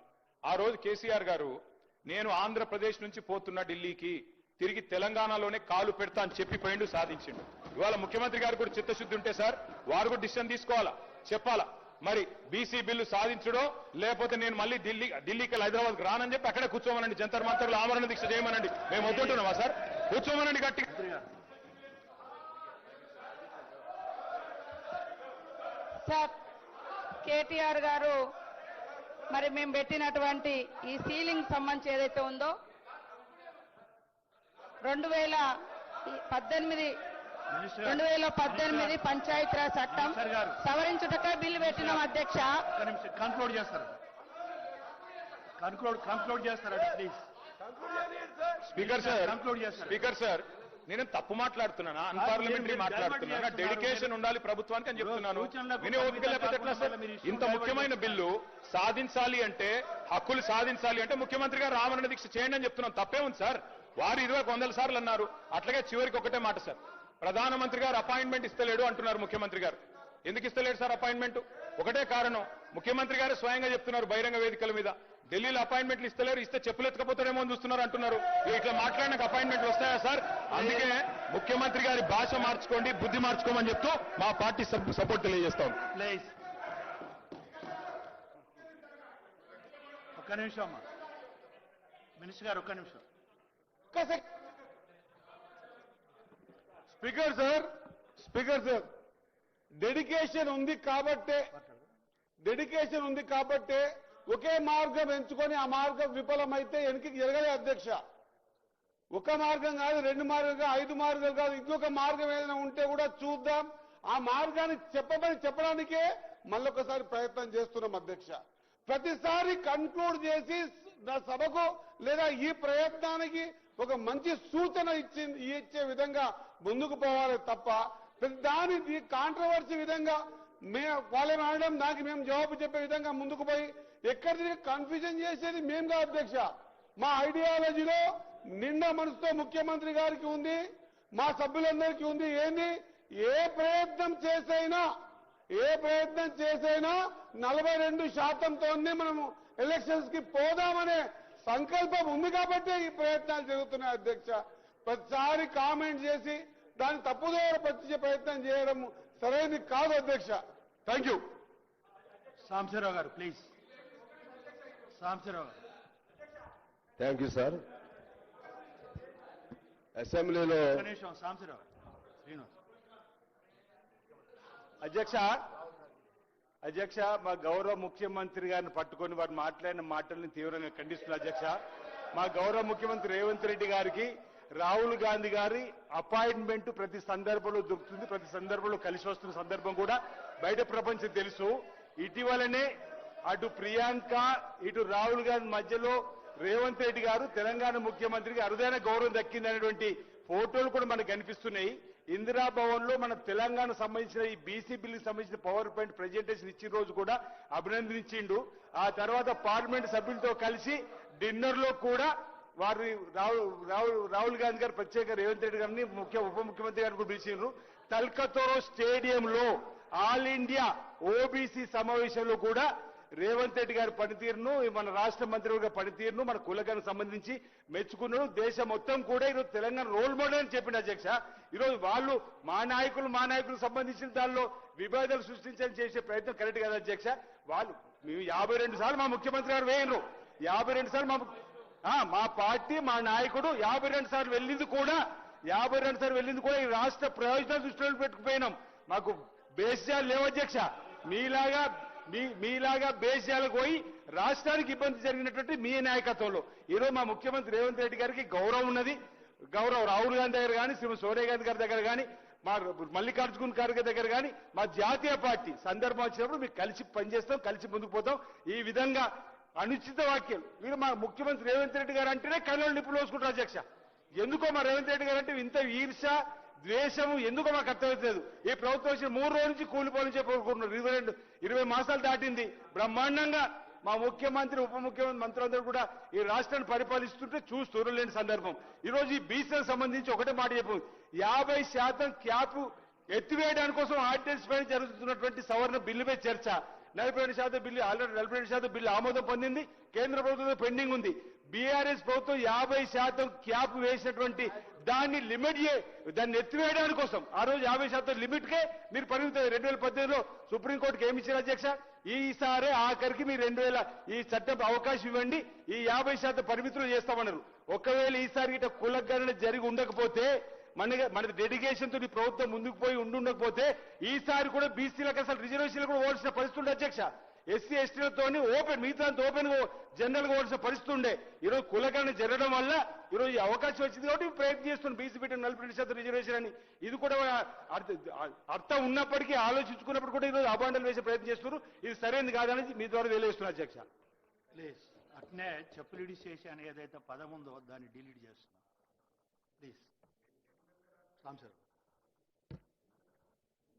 Thank you sir. ఈరోజు అసెంబ్లీలో చర్చ చేస్తూ ఉంటే అసలు ఎవరేం మాట్లాడుతున్నారు, అనుకూలమా వ్యతిరేకమా అర్థం కావట్లేదు. డొంక తిరుగుడు అంటారు, బీటింగ్ అరౌండ్ బుష్. డొంక తిరుగుడు మాటలతో అసలు సమస్యను పక్కదారి పట్టిస్తున్నారు. ఇది చాలా విచిత్రంగా ఉంది. ఇటువంటి భాష అక్కడ బయట ఉన్నటువంటి వాళ్ళు ప్రజలు వింటే అందరి మీద నమ్మకాలు పోతాయి అధ్యక్ష, అందరి మీద నమ్మకాలు పోతాయి. ఓ ఎమ్మెల్యేలంటే ఇట్లా అబద్ధాలు ఆడాలేమో, ఎమ్మెల్యేలంటే ఇలా మోసం చేయాలేమో, ఎమ్మెల్యేలంటే ఇలా మోసపూరిత మాటలు చెప్పాలేమో, రోజుకో మాట మార్చాలేమో, ఇటువంటి వాళ్ళే ఎమ్మెల్యేలు అవుతారేమో, ఇటువంటి ఒక ప్రజల్లో చులకన భావం వచ్చే అవకాశం కనపడుతుంది అధ్యక్ష. ఎందువల్లంటే ఒకవైపు ఏమో 9th షెడ్యూల్లో లేనిదే అవదు అని అంటారు, మరోవైపు ఏమో మేము సంపూర్ణంగా మద్దతు ఇస్తామని అంటారు. సంపూర్ణంగా మద్దతు ఇస్తూ 9th షెడ్యూల్లో ఉండే విధంగా కలిసి పోరాటం చేస్తామని ఎందుకు అనట్లేదనేది నేను మీ ద్వారా అడుగుతున్నాను. చేయాలి కదా, ఫైట్ చేయాలి కదా. కేంద్రము రాష్ట్రానికి మధ్య ఉన్నటువంటి పని విభజన లేకపోతే అధికారాల విభజనకు సంబంధించి మన చేతుల్లో ఏమి లేదు, కేంద్రంలోనే ఉంది, కేంద్రం చేయాలి అంటే కేంద్రం చేయాలంటే మన నుంచి ముందు మన డిమాండ్ బయటికి రావాలి, మన గొంతు వినపడాలి, మన పోరాటం సాగాలి. ఆనాడు ఎన్టీ రామారావు గారిని చూశాం కదా, ఎన్టీ రామారావు గారిని మనం అసలు పోరాటమే చేయిందే సాధ్యం అవుతుందా? తమిళనాడులో కూడా అప్పుడున్నటువంటి ప్రభుత్వం జయలలిత గారు పోరాటం చేయబట్టే పివి నరసింహారావు గారు అంగీకరించారు అధ్యక్ష. మరి ఇప్పుడు నరేంద్ర మోడీ గారు కూడా అంగీకరించవచ్చు కదా. నా మిత్రులు బీజేపీ మిత్రులు వాళ్ళు మాట్లాడుతున్నప్పుడు నాకు ఆశ్చర్యంగా ఉంది. బీసీ వర్గాలకు అన్యాయం చేస్తున్నారు నాకు అర్థం కాలేదు. బీసీ వర్గాల కంటే కేంద్రంలో ఉన్న వాళ్ళు అన్యాయం చేస్తున్నారా, రాష్ట్రంలో ఉన్న వాళ్ళు అన్యాయం చేస్తున్నారా? ఇప్పుడు ఎక్కడ ఆగుతుంది? ఇక్కడ పంచాయతీ ఎక్కడ వచ్చింది? ఇక్కడ నుంచి బిల్లు అయిపోయింది. బిల్లు అయిన దాన్ని ఆపుతున్న వాళ్ళు ఎవరు? ఆపిన వాళ్ళు అన్యాయం చేసినట్ల, రాష్ట్రంలో వాళ్ళు అన్యాయం చేసినట్ల విచిత్రంగా వినబడుతుంది అధ్యక్ష.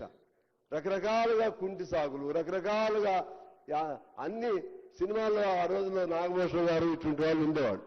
వాళ్ళు గుర్తొస్తున్నారు అధ్యక్ష. ఇది సరైన పద్ధతి కాదు. నిజంగా చిత్తశుద్ధి ఉంటే నేనేమి అధికార పక్షానికి సపోర్టు లేదా ఇంకోరు సపోర్టు అని నేను మాట్లాడట్లేదు. నేను స్పష్టమైనటువంటి అవగాహనతో మాట్లాడుతున్నాం. మా పార్టీగా కూడా 42%ని ఇవాళ ఉదయం మా జనరల్ సెక్రటరీ రాజా గారు కూడా అభినందన చెప్పి వెళ్ళాడు. మీ రాష్ట్ర ప్రభుత్వం మంచిగా చేసింది, మంచిగా దాని మీద ఫైట్ చేయండి అని. ఆనాడు ఎస్సీ వర్గీకరణ కూడా రాష్ట్ర ప్రభుత్వం చేసింది. నాకు తెలిసి it's a revolutionary step forward. ఎక్కడ ఇంతవరకు ఏ రాష్ట్రంలో కూడా చేయలేదు అధ్యక్ష. దీనిపైన మనం తీసుకుని ముందుకు వెళదాం. ఇవాళ మీ మంత్రులు ఎంతమంది ఉన్నారు, లేదా ముఖ్యమంత్రి ఏంటి, ఆ ముఖ్యమంత్రి ఏంటి, ఈ ముఖ్యమంత్రి ఏంటి, ఇవి వెనకటి నుంచి వస్తున్నటువంటి వరుస క్రమంలో కొన్ని చేర్పులు మార్పులు జరుగుతూ ఉంటాయి. అన్ని కావాలి, మీరు తీసుకోండి. ఇప్పుడు ప్రధానమంత్రి మీరు కదా, ఎన్ని చేపిస్తే మంచిగా ఉంటుంది. అన్ని కావాల్సిందే. అయితే ముందు ఇది కానివ్వండి. ఇది అయితే అన్ని ఆటోమేటిక్ గా అన్ని ఆర్డర్లో పడతాయి అధ్యక్ష. ఇది నేను అందుకని సిపిఐగా మేము స్పష్టంగా చెప్తున్నాం. మనం అందరం చిత్తశుద్ధితో కలుద్దాం.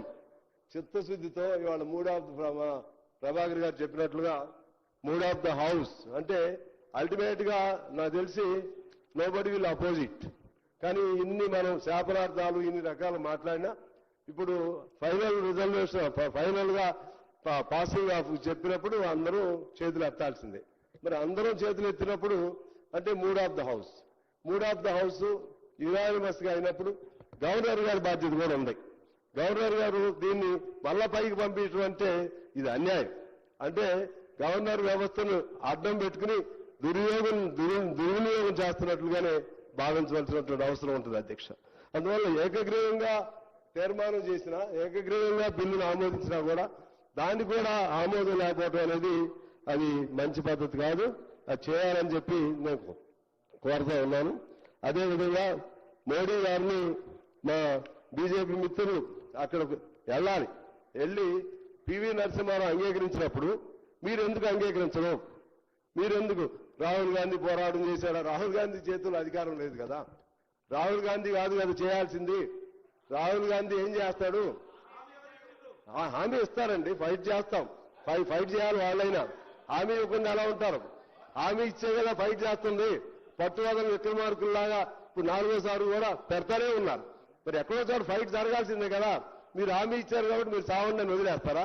అడుగుతారు రాష్ట్ర ప్రభుత్వం, మా హక్కు ఇది, లేకపోతే బీసీల తరఫున మేము అడుగుతున్నాం అని చెప్తారు. చెప్పినప్పుడు దాన్ని అంగీకరింపజేయవలసిన బాధ్యత పైన ఉండే వాళ్ళకు ఉంటుంది, వాళ్ళ సపోర్ట్ ఉన్నటువంటి వాళ్ళకి ఇక్కడ ఉండే వాళ్ళకి ఉంటుంది. ఇది అందుకని ఇది ఎన్ని చెప్పినా అధ్యక్ష అన్ని కుంటి సాగుల్లా కనబడుతున్నాయి. ఇది అన్ని కుంటి సాకులే. వాళ్ళ ప్రయత్నం వాళ్ళు చేశారు, మన ప్రయత్నం కూడా మనం చేద్దాం. అందరం ఏకగ్రీవంగా తీసుకుని వెళ్దాం. ఆ విధంగా చేయటం ద్వారా మనకి ప్రజలకి ఇవాళ నువ్వు అవునన్నా కాదన్నా బీసీలు, ఎస్సీలు, ఎస్టీలు వాళ్ళు చైతన్యం ఇవాళ వచ్చేసింది. ఎవరు ఆపాలన్నా ఆపలేరు. తాత్కాలికంగా ఆపగలుగుతారు తప్పితే ఎవరు ఆపాలన్నా ఆపలేరు. ఒకవేళ ఓసీల్లో ఎవరైనా బాగా యాక్టివ్గా ఉండి ఒకళ్ళిద్దరికి అవకాశం ఉంటుందేమో తప్పితే కాలం అంతా మారిపోతుంది. ఇవాళ కూడా మనం చూస్తున్నాం అధ్యక్ష, పంచాయతీల్లో కానీ లేకపోతే మండలాల్లో కానీ ఓసీ సీట్లలో కూడా బీసీలనే పెడుతున్నాం. ఓసీ సీట్లలో కూడా బీసీలనే పెడుతున్నారు. ఎందుకంటే వాళ్ళ శక్తి సామర్థ్యాలు కానీ అన్ని ఇవాళ ప్రజలు గుర్తిస్తున్నారు, లేకపోతే ఇతర అవకాశాలు గుర్తిస్తున్నారు. అందువల్ల పక్కదారి పట్టించకుండా ఇవాళ ఇంకో సమస్య వచ్చింది. మతం, ముస్లిం మతం అనే పేరు ఎక్కడ ఉంది అధ్యక్ష? ఇందులో ముస్లిం ఆ విశ్వాసాన్ని పాటించే వాళ్ళల్లో కులాలు ఉన్నాయా లేవా? అందులో వెనకబడిన కులాలు ఉన్నాయా లేవా? కేంద్రంలో కూడా ఇచ్చారు కదా, అందులో కూడా కేంద్రంలో కూడా దూదేకులు ఇటువంటి కులాలకు ఇచ్చారు కదా రిజర్వేషన్లు. మరి ఇక్కడ అది ముస్లిం అని ఆయన ఏ కులం? అందులో హిందువుల్లో పలు కులాలు ఉన్నాయి, హిందువుల్లో కూడా ఉన్నాయి కదా అధ్యక్ష. హిందూ అంటే హిందువులు అందరూ ఒకే కులం కిందకు రారు కదా. ముస్లింలో కూడా అనేక కులాలు ఉన్నాయి. అందులో వెనకబడిన కులాలని గుర్తించి ఇస్తే నష్టమే ఉంది. దానికి మతమైన రంగు ఎందుకు పులుగుతారు? దానికి రంగు పులిగితే హిందువులు కూడా రంగు పులవాల్సి వచ్చింది కదా. అందువల్ల ఇటువంటి అనవసరమైనటువంటి వాదోపవాదాలు, అనవసరమైనటువంటి విమర్శలు పక్కన పెట్టి ఈ హక్కును మనం సాధించుకోవడం కోసం అందరూ కలిసి ఏకగ్రీవంగా ఈ బిల్లును ఆమోదింపజేయాలి. ఈ బిల్లు ఆమోదమైన తర్వాత మన గవర్నర్ గారు కూడా ఈ బిల్లుకి సంపూర్ణంగా ఆయన అసెంట్ ఇచ్చి అంగీకరించాలని నేను మీ ద్వారా కోరుతూ నమస్కారం.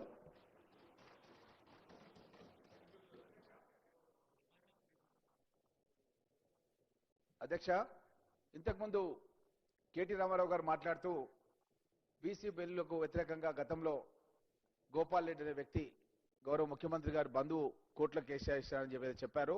దాన్ని విత్డ్రా చేసుకోవాల్సిందిగా సభ తరఫున మీకు విన్నవిస్తూ అధ్యక్ష, గతంలో కేసీఆర్ గారు, నేను 14 శాసనసభలో ఉన్నాను అధ్యక్ష, అప్పుడు సభ అంతా కూడా బీసీల పైన మనం ఒక బిల్లు తీసుకోవాలంటే కూడా తెస్తామని చెప్పి కూడా ఆ ప్రభుత్వం ప్రయత్నం కూడా చేయలేదన్న విషయాన్ని కూడా మీ దృష్టికి తెలియజేస్తున్నారు అధ్యక్ష. గౌరవ కేటీఆర్ గారు గౌరవ ముఖ్యమంత్రిపై చేసిన సత్యదూరమైన వ్యాఖ్యలను రికార్డు నుంచి తొలగిస్తున్నారు.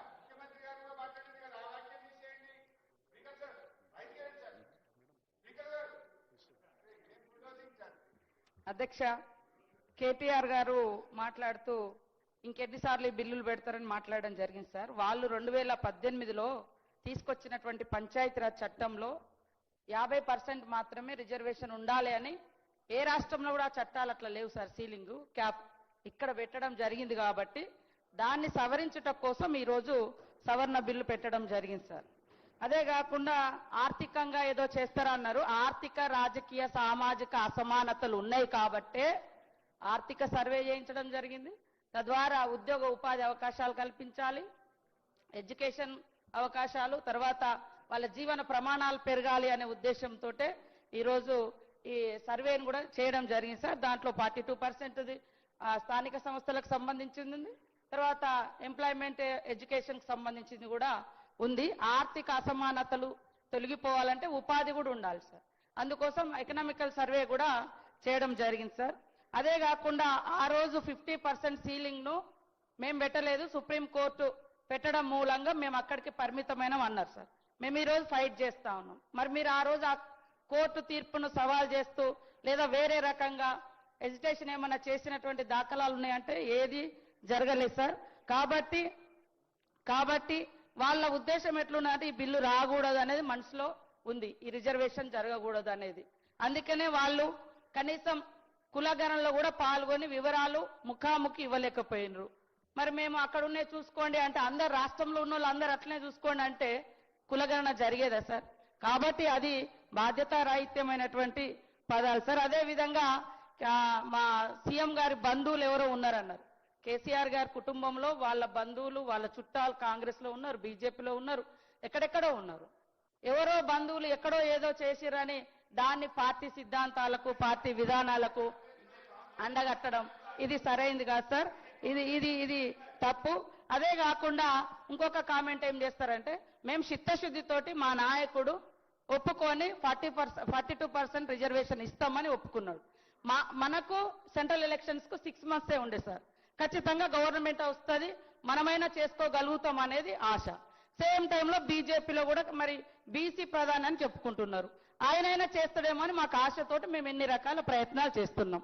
ఆ రోజు వీళ్ళు కూడా మరి 12% రిజర్వేషన్ ఫర్ ముస్లిమ్స్ అని చెప్పడం జరిగింది.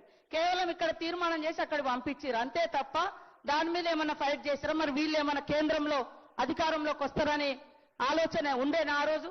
మాకైనా ఆశ ఉంది.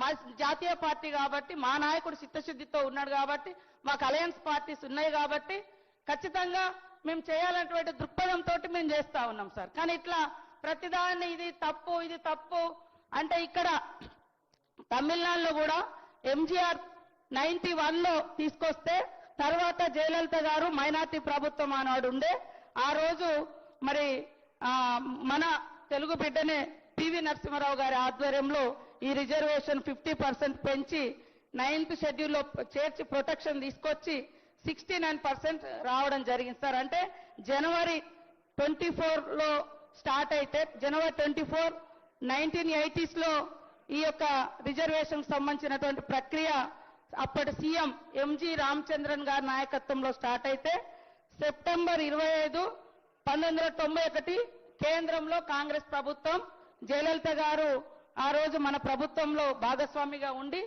మరి ఆనాడు మన ప్రభుత్వం కూడా ఇట్లాంటి అన్ని కూడా సానుకూలంగా ఆలోచించింది, ప్రజల డిమాండ్కు అనుగుణంగా చేయడం జరిగింది. సార్ ఇప్పుడు కూడా మేమందరం ఒకటే కోరుతా ఉన్నాం, కేంద్రంలో ఉన్నటువంటి బీజేపీ ప్రభుత్వం దయచేసి ఇక్కడ ఉన్నటువంటి 8 మంది ఎంపీలు, మాకు 8 మందిని ఇచ్చారు, వాళ్ళకి 8 మంది ఇచ్చారు half.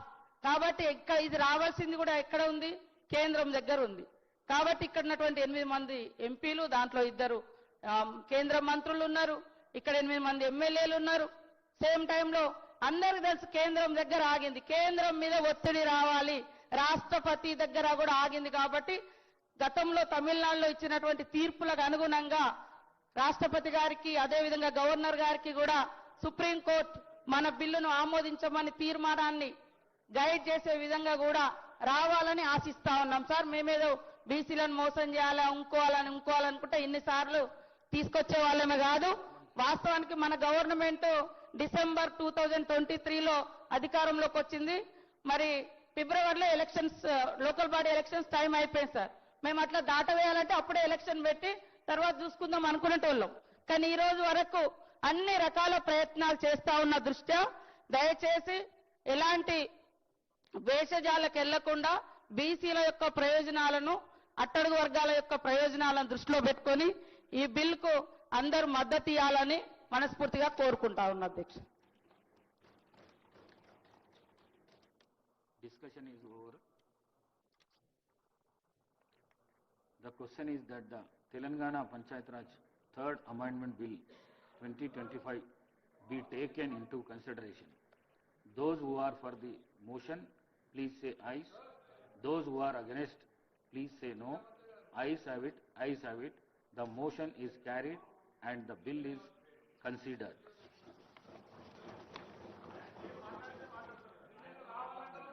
I shall now put the clauses to vote. There are no amendment to clause 2, clause 1, enacting formula and long title. They are before the house. The question is that those who are for the clause 2, clause 1, enacting formula and long title, please say ayes. Those who are against, please say no. Ayes have it, ayes have it. Class 2, Class 1, enacting formula and long title to stand of part of the bill.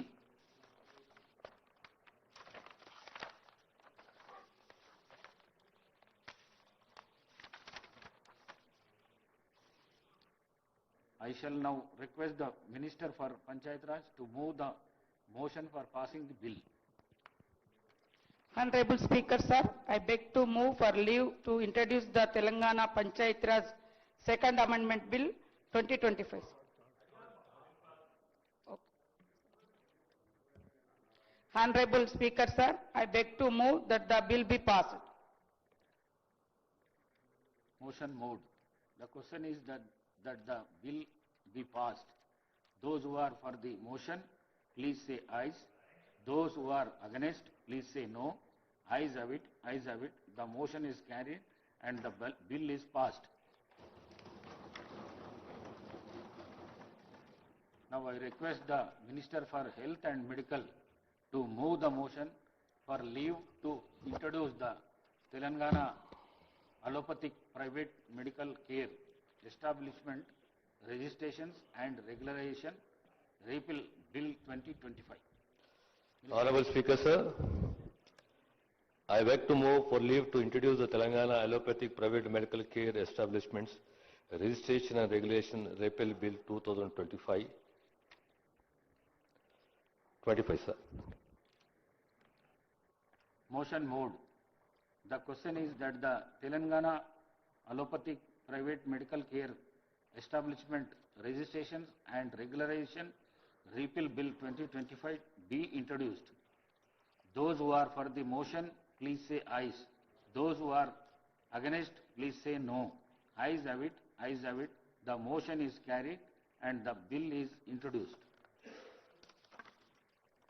Now I request the Minister for Health and Medical to move the motion for taking into consideration of the Telangana Allopathic Private Medical Care Establishment Registration and Regulations Repeal Bill 2025.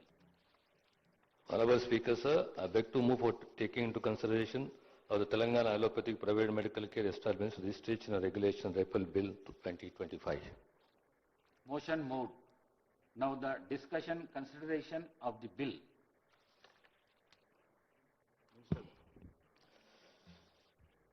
Speaker, sir, the statement of objects and reasons, sir. The erstwhile Andhra Pradesh government enacted the Andhra Pradesh Allopathic Private Medical Care Establishments Registration and Regulation Act 2002 to provide for registration and regularization of private medical care establishments in the state of Andhra Pradesh and for the matters connected therewith. The said act was in force in the combined state of Andhra Pradesh as on 2/6/2014 and has been adopted to the state of Telangana under the Section 101 of Andhra Pradesh Reorganization Act 2014. Wide notification issued in GOMS number 111 Health, Medical and Family Welfare Department dated 29/12/2015. The government of Telangana have adopted the Clinical Establishment Act, Registration and Regulation 2010 Central Act number 23 of 2010 in its application to the state of Telangana. By passing a resolution in the Legislative Assembly on 25/3/2017 and in the Legislative Council on 27/3/2017 under the Clause 1 of the Article 252 of the Constitution of India, and the same has been informed to the Government of India by letter dated 5/2/2022. Subsequent to the adoption of the Clinical Establishment Registration and Regulation Act 2010, Central Act 23 of 2010 to the state of Telangana, the purpose of the Telangana Allopathic Private Medical Care Establishments Registration and Regulation Act 2002, Act 13 of 2000 has become obsolete. Therefore, the government have decided to repeal the Telangana Allopathic Private Medical Care Establishments Registration and Regulation Act 2002, Act number 113 of 2002 in its application to the state of Telangana, so as to apply the provisions of the Clinical Establishment Registration and Regulation Act 2010, Central Act 23 of 2010 to the state of Telangana. This bill seeks to give effect to the above decision, sir.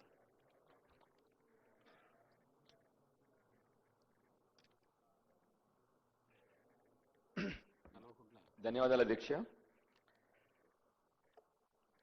ఎప్పుడు మా ఆరోగ్య శాఖ మంత్రి గారు ఏం bill తీసుకొచ్చినా ఏం act తీసుకొచ్చినా మా పార్టీ వైపు నుంచి ఎప్పుడు వారికి సంపూర్ణంగా మద్దతు తెలుపుతూనే ఉన్నాం సార్. ఇవాళ కానీ బాధతో చెప్తా ఉన్నాను సార్, ఇవాళ పొద్దున్న నుండి ఆరోగ్యశ్రీ సేవలు బంద్ అయిపోయినాయి. మంత్రి గారికి తెలుసు ఆ విషయం. అధ్యక్ష, ఆ రోజు 5 లక్షలది 10 లక్షలు చేసినాం ఆరోగ్యశ్రీకి అని చెప్పి పెద్ద పెద్ద మాటలు మాట్లాడినాం సార్. మనం ఈ అసెంబ్లీలో కూడా మాట్లాడినాం అధ్యక్ష. కానీ అధ్యక్ష, 5 లక్షలది ₹1 కోటి చేసినామా, 5 లక్షలది 20 కోట్లు చేసినామా అనేది కాదు అధ్యక్ష. కనీస బిల్లు ఇవ్వట్లేదు. ఆరోగ్య శాఖ మంత్రి గారేమో నేను ఎప్పుడు పోయినాను ఏ విషయంలో అయినా కూడా పాపం వారు సంపూర్ణంగా నాకు మద్దతు ఇస్తూ ఉంటారు. డాక్టర్ సంజయ్ గారు చెప్పిన సమస్య వెంటనే తీర్చాలని చెప్తారు. మరి ఎక్కడి నుంచి ప్రాబ్లం వస్తా ఉందో నాకు అర్థం అవట్లేదు అధ్యక్ష. ఇవాళ మనం ఇవాళ private medical care establishments act గురించి మనం ఇవాళ డిస్కస్ చేస్తున్నాం, లా రిపీల్ చేస్తున్నాం. ఇష్యూ ఏంటంటే అన్ని ప్రైవేట్ మెడికల్ హాస్పిటల్స్ ఇవాళ అసలు ట్రీట్మెంట్ ఇవ్వడం బంద్ చేసిన తర్వాత what are we talking about? మనం ఏం మాడుతున్నాం ఇంకా ఇప్పుడు మనం ఇక్కడ కూర్చొని? కనీసం వాళ్ళ బిల్లులు ఇవ్వలేదు, హాస్పిటల్స్ ఎట్లాగూ సర్వ్ చేయట్లేదు. మనకు హాస్పిటల్ సర్వ్ చేయనప్పుడు what are we talking about అధ్యక్ష? అధ్యక్ష, మళ్ళీ ఇంతకుముందు కూడా చాలాసార్లు చెప్పినాను, చిన్న చిన్న సమస్యలు కూడా మా హాస్పిటల్స్ కానీ నా కొరుట్ల కాన్స్టిట్యున్సీలో మెట్పెల్లో హాస్పిటల్ గురించి కానీ దేని గురించి మాట్లాడినా కూడా అధ్యక్ష ఒక్కటి కూడా నెరవేరలేదు అధ్యక్ష. ఇదే సమస్య నేను డే 1 ఈ అసెంబ్లీలో కాలు పెట్టినప్పుడు చెప్పిన సమస్యలు ఇవాళ 22 నెలల తర్వాత కూడా సిమిలర్ సమస్యలు ఉన్నాయి అధ్యక్ష. అధ్యక్ష, ఇవాళ ఎంత బాధాకరం అంటే అధ్యక్ష, మళ్ళీ ఈ మధ్యనే నేను చాలా ఏళ్ల తర్వాత అధ్యక్ష మంచం పట్టిన మాన్యం అని న్యూస్ చూసి చదివాను అధ్యక్ష. మళ్ళీ మాకు చిన్న ఉన్నప్పుడు చెప్పారు అధ్యక్ష ఆ న్యూస్ గురించి. ఇన్ని సంవత్సరాలు పోయింది అధ్యక్ష, ఎక్కడ ఈ ప్రాబ్లం వస్తా ఉంది అధ్యక్ష? ఎందుకంటే నాకు తెలుసు ఆరోగ్య శాఖ మంత్రి గారు అన్ని విషయాల్లో తన పాపం ముందలు పరిగెడతా ఉంటారు తను. మరి తనని ఎవరు ఆపుతున్నారా, తనకు సంబంధించిన బిల్లులు ఎవరైనా ఇవ్వట్లేదా, తనకు సంబంధించిన ఫైనాన్షియల్ బిల్స్ ఆపేస్తా ఉన్నారా, ఆరోగ్య శాఖ మంత్రి గారిని ముందరికి వెళ్ళనీయకుండా చేస్తా ఉన్నారా అని నాకు డౌట్ వస్తుంది అధ్యక్ష. ఎందుకు అధ్యక్ష అంటే నేను అధ్యక్ష నా స్వంత కాన్స్టిట్యున్సీ గురించి అధ్యక్ష, స్టాఫ్ గురించి కానీ అధ్యక్ష, మా మెట్పల్లి హాస్పిటల్ కూలిపోయే పరిస్థితిలో ఉందంటే పాపం ఆరోగ్య శాఖ మంత్రి గారు వెంటనే రెస్పాండ్ అయ్యి వాళ్ళ సంబంధిత అధికారులందరికీ కూడా ఇమ్మీడియట్ గా యాక్షన్ తీసుకోండి, అక్కడ కొత్త హాస్పిటల్ 75% అయిపోయింది, దానికి వెంటనే బిల్లులు తీసి ఆ హాస్పిటల్ కంప్లీట్ చేయండి అని చెప్పి ఆయన నా ముందరే ఫోన్ చేశారు అధ్యక్ష. అందరికి కూడా ఒకసారి కాదు 3-4 సార్లు ఫోన్ చేశారు అధ్యక్ష. మరి అయినా కూడా ఒక్క ఇటుక పిల్ల పేర్చలేదంటే ఏం జరుగుతా ఉందో మీరు దయచేసి మీరు ఒకసారి స్పీకర్ గారు మీరు కూడా ఒకసారి దీనిలో జోక్యం చేసుకోవాలని చెప్పి, మీరు పెద్దల అధ్యక్ష, మీరు ఏది చూసినా మానవీయ కోణంతో చూస్తారన్న విషయం నాకు బాగా తెలుసు స్పీకర్ గారి గురించి. మీరు కూడా ఒకసారి ఈ విషయంలో మీరు కూడా ఇన్వాల్వ్మెంట్ తీసుకొని సంబంధిత ఆరోగ్య శాఖ మంత్రి గారిని అదేవిధంగా ఫైనాన్స్ మంత్రి గారిని కూడా మనం అందరి మీటింగ్ పెట్టి దయచేసి రిక్వెస్ట్ అధ్యక్ష. మళ్ళొక విషయం అధ్యక్ష, మళ్ళీ మొన్న అధ్యక్ష నేను ఇక్కడికి వస్తా ఉంటే మా ఆశా వర్కర్లు అందరూ నా ఇల్లు చుట్టుముట్టినారు అధ్యక్ష. ఇవాళ కూడా అరెస్ట్ చేసినారని ఇప్పుడే నాకు న్యూస్ వస్తా ఉంది అధ్యక్ష. ఆ రోజు శ్రీధర్ బాబు గారు చెప్తా ఉన్నారు అధ్యక్ష, మేము గవర్నమెంట్ లో ఉన్నప్పుడు అధ్యక్ష 2,500 జీతాన్ని అధ్యక్ష 10,000 జీతం చేసినాం అధ్యక్ష కేసీఆర్ గారి ప్రభుత్వంలో ఉన్నప్పుడు అధ్యక్ష. మీరు 18,000 చేస్తా అని చెప్పారు. మీరు ఏదో చెప్పారని చెప్పట్లేదు నేను, ఎందుకంటే ఇవాళ ప్రతి ఒక్క పని గ్రౌండ్ మీద మనం ఆశా వర్కర్స్తో చేయిస్తున్నాం కాబట్టే వాళ్ళు జీతం పెంచమని చెప్తున్నాను అధ్యక్ష. దే డిజర్వ్ ఇట్ అధ్యక్ష. మీరు పెంచుతా అన్నారు, మేము అయినా కూడా మీరు ఎట్లాగో మేనిఫెస్టోలో పెట్టి చాలా చేయలేదు, మేమే దానిలో పోము. నేను ఎందుకు చెప్తాను అధ్యక్ష అంటే గ్రౌండ్ మీద ఇవాళ ఏ పని జరిగినా ఆశా వర్కర్తోనే ఈ ప్రభుత్వం చేపిస్తా ఉంది. ఫీల్డ్ విజిట్స్ కానీ ఫీవర్ విజిట్స్ కానీ అన్నీ కూడా ఆశా వర్కర్లతో చేపిస్తాను అధ్యక్ష. దయచేసి మిమ్మల్ని రిక్వెస్ట్ చేస్తా ఉన్నాను, వెంటనే ఇక్కడ ఫైనాన్స్ మినిస్టర్ గారు ఉన్నారు కాబట్టి వారికి కూడా రిక్వెస్ట్ చేస్తాను అధ్యక్ష, వెంటనే ఆరోగ్యశ్రీ బిల్లులు ఇప్పించి పేషెంట్లకు కష్టం కాకుండా అన్ని హాస్పిటల్స్ వల్ల బంద్ అయ్యే పరిస్థితికి వచ్చిందంటే మీరు అర్థం చేసుకోవాలి అధ్యక్ష. అదేవిధంగా ఆశా వర్కర్ల జీతాలు అధ్యక్ష చిన్న బాధాకరం, ఇది ఆరోగ్య శాఖ మంత్రి గారికి. కొన్ని హాస్పిటల్లో మామూలు బీపీ గోళీ ఉంటుంది అధ్యక్ష, టెల్మా, చాలా మందికి తెలిసి ఉంటుంది ఇక్కడ బీపీ ఉన్న వాళ్ళందరూ కూడా. టెల్మా అంటే మామూలు సామాన్యమైన గోళీ అధ్యక్ష, ఆ గోళీ కూడా హాస్పిటల్ లేదు అధ్యక్ష. దయచేసి మిమ్మల్ని రిక్వెస్ట్ చేస్తా ఉన్నాను అధ్యక్ష. మేము అధ్యక్ష చిన్న విషయం అధ్యక్ష, జనగాంలో సిటీ స్కాన్ మెషిన్ వచ్చి 3 నెలలు అయిపోయింది అధ్యక్ష. కనీసం ఇన్స్టలేషన్ స్టార్ట్ అవడం కూడా అవ్వట్లేదు అధ్యక్ష. 3 months అయిపోయింది అధ్యక్ష. దయచేసి ఆరోగ్య శాఖ మంత్రి గారిని ఇండిపెండెంట్ గా పెట్టి వారి పనులన్నీ జరిగేటట్టు, అదేవిధంగా ఎందుకు చెప్తాను అధ్యక్ష, మళ్ళీ ఇప్పుడు వైరల్ ఫీవర్ స్టార్ట్ అయింది అధ్యక్ష, సీజనల్ వ్యాధులు స్టార్ట్ అవుతాయి, వర్షాలు పడినాయి, వరదలు వచ్చినాయి, 100% సీజనల్ వ్యాధులు స్టార్ట్ అయినాయి. మందులు లేవు, కనీసం మందులు లేవు హాస్పిటల్లో, కనీస సౌకర్యాలు లేవు అధ్యక్ష. మా కొరుట్ల హాస్పిటల్ అధ్యక్ష 100 పడకల ఆసుపత్రి అధ్యక్ష, ఆరంభించి 2 సంవత్సరాలు అయింది అధ్యక్ష. హాస్పిటల్ ఖాళీగా పడింది అధ్యక్ష, ఒక్క స్టాఫ్ లేదు అధ్యక్ష. నేను ఇప్పటికి దాని గురించి చాలా సార్లు రిక్వెస్ట్ చేసిన అధ్యక్ష. అంటే మీరు అర్థం చేసుకోండి అధ్యక్ష, ఇప్పుడు సీజనల్ వ్యాధులు వస్తా ఉన్నాయి అంటే మన ప్రైవేట్ హాస్పిటల్ బిల్ యాక్ట్ గురించి మనం మాట్లాడుతూ ఉన్నాం, మన గవర్నమెంట్ హాస్పిటల్ని మాత్రం స్ట్రెంథెన్ చేసుకోవట్లేదు అధ్యక్ష. 2 ఏళ్ళైంది 100 పడకల ఆసుపత్రి ఓపెన్ చేసి, దాంట్లో ఇప్పటివరకు స్టాఫ్ కూడా ప్రొవైడ్ చేయలేని పరిస్థితి అధ్యక్ష. మళ్ళీ ఒకసారి మీ ద్వారా రిక్వెస్ట్ చేసేది, చిన్న కష్టాలు ఇప్పుడు, ఎందుకంటే ప్రజలకి మళ్ళీ ప్రైవేట్ హాస్పిటల్ వైపు పోతా ఉన్నారు. ప్రైవేట్ హాస్పిటల్ పోతే మళ్ళీ మీకు తెలుసు ఆల్రెడీ రాష్ట్రం గత 3 నెలల నుంచి డిఫ్లేషన్ లో ఉంది, రాష్ట్రంలో ఆదాయం పడిపోయింది, ప్రజల దగ్గర డబ్బులు లేవు. మళ్ళీ వాళ్ళందరినీ కూడా మనం ప్రైవేట్ హాస్పిటల్ పంపించే పరిస్థితి రాకూడదు అధ్యక్ష. దయచేసి వెంటనే గవర్నమెంట్ దీని మీద యాక్షన్ తీసుకోవాలని చెప్పి మీ ద్వారా ప్రభుత్వాన్ని రిక్వెస్ట్ చేస్తాను అధ్యక్ష. ధన్యవాదాలు అధ్యక్ష, ఈ అవకాశం ఇచ్చినందుకు అధ్యక్ష.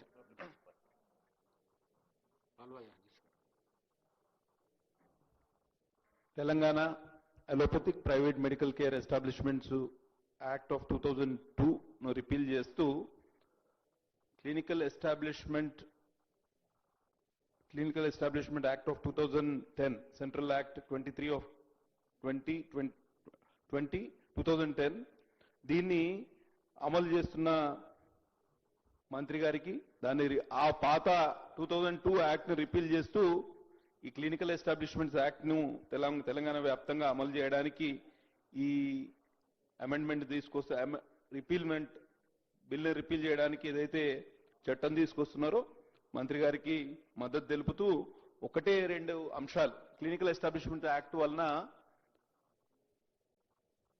చాలా అడ్వాంటేజెస్ కూడా ఉన్నాయి సార్. వైద్య సంస్థలు డాక్టర్ల మీద పెద్ద ఎత్తున దాడులు జరుగుతున్న దాఖలాలు కూడా మనం చూస్తున్నాం. ప్రైవేటు వైద్య సంస్థలు కానివ్వండి, ప్రభుత్వ వైద్య సంస్థలు కానివ్వండి, వీటిని మాత్రం మనం సహించాల్సిన అవసరం లేదు. చాలా మంది పేషెంట్స్ని టెర్మినల్ స్టేజ్లో తీసుకువచ్చి పేషెంట్కి ఏమన్నా అయితే అక్కడున్న డాక్టర్లని, అక్కడున్న వ్యవస్థలో ఉన్న భాగస్వాములని, అక్కడ స్టేక్ హోల్డర్స్ అందరినీ నిందించే కార్యక్రమం కూడా పెద్ద ఎత్తున జరుగుతోంది. కాబట్టి దీన్ని అరికట్టాల్సిన అవసరం ఉంది. I request the honourable minister to implement this clinical establishments act in letter and spirit అధ్యక్ష. అట్లనే ఇవాళ మొన్న రీసెంట్గా ఒక వారం రోజుల క్రితం కాగజ్నగర్లోని సిహెచ్సి కమ్యూనిటీ హెల్త్ సెంటర్కి వెళ్తే అక్కడ క్లాస్ 4 ఎంప్లాయీస్ ఎవరైతే అవుట్ సోర్సింగ్ ఎంప్లాయీస్ ఉంటారో, అటెండర్స్, చిన్న చిన్న స్కావెంజర్స్, స్వీపర్స్, వాళ్ళకి ఒక 6 నుంచి 8 నెలలుగా జీతాలు ఇవ్వట్లేదు అవుట్ సోర్సింగ్ ఏజెన్సీ వాళ్ళు. మేము అడిగితే వాళ్ళు ఈఎస్ఐ పిఎఫ్ కూడా ఇవ్వట్లేదు. వాళ్ళని చాలా ఇబ్బంది పెడుతున్నారు. మేము అక్కడ కమిషనర్ గారు, తెలంగాణ వైద్య విధాన పరిషత్ కమిషనర్ గారు అక్కడికి రావడంతో వారికి కూడా కంప్లైంట్ చేయడం జరిగింది. ఇంతవరకు వారి మీద యాక్షన్ లేదు అధ్యక్ష. కాబట్టి అవుట్ సోర్సింగ్ ఎంప్లాయీస్ విషయంలో కూడా, ఎందుకంటే వాళ్ళు 10-12 వేల రూపాయలతోటే వాళ్ళ జీవనం సాగించాలి, చాలా దుర్భరమైన పరిస్థితుల్లో ఉన్నారు. కాబట్టి ప్రభుత్వం ఒక విధానపరమైన నిర్ణయం తీసుకొని వాళ్ళందరికీ ఏదైతే end of the month or first week off the next month వాళ్ళకందరికీ జీతాలు ఇచ్చే ఏర్పాటు చేయాలని విజ్ఞప్తి చేస్తూ సెలవు తీసుకుంటున్నా. ధన్యవాదాలు అధ్యక్ష. గౌరవ మంత్రి గారు.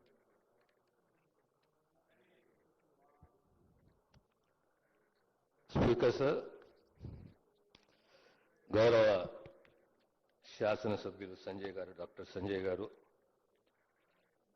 హరీష్ గారు, జనరల్గా ఆరోగ్య శాఖలో ఉన్న సమస్యలు, ప్రత్యేకంగా ఈ ఆరోగ్యశ్రీకి సంబంధించిన సమ్మె, ప్రైవేట్ హాస్పిటల్లో సేవలు నిలిపివేయడము, దాన్ని తక్షణమే ప్రారంభించాలని చెప్పి పెండింగ్ బిల్స్ క్లియర్ చేయాలని చెప్పేసి వారొకటి ప్రభుత్వానికి తెలియజేశారు అధ్యక్ష. ప్రైవేట్ హాస్పిటల్స్ ఆర్గనైజేషన్ తోటి చర్చలు జరిపాము, వారికి అష్యూరెన్స్ ఇచ్చాము.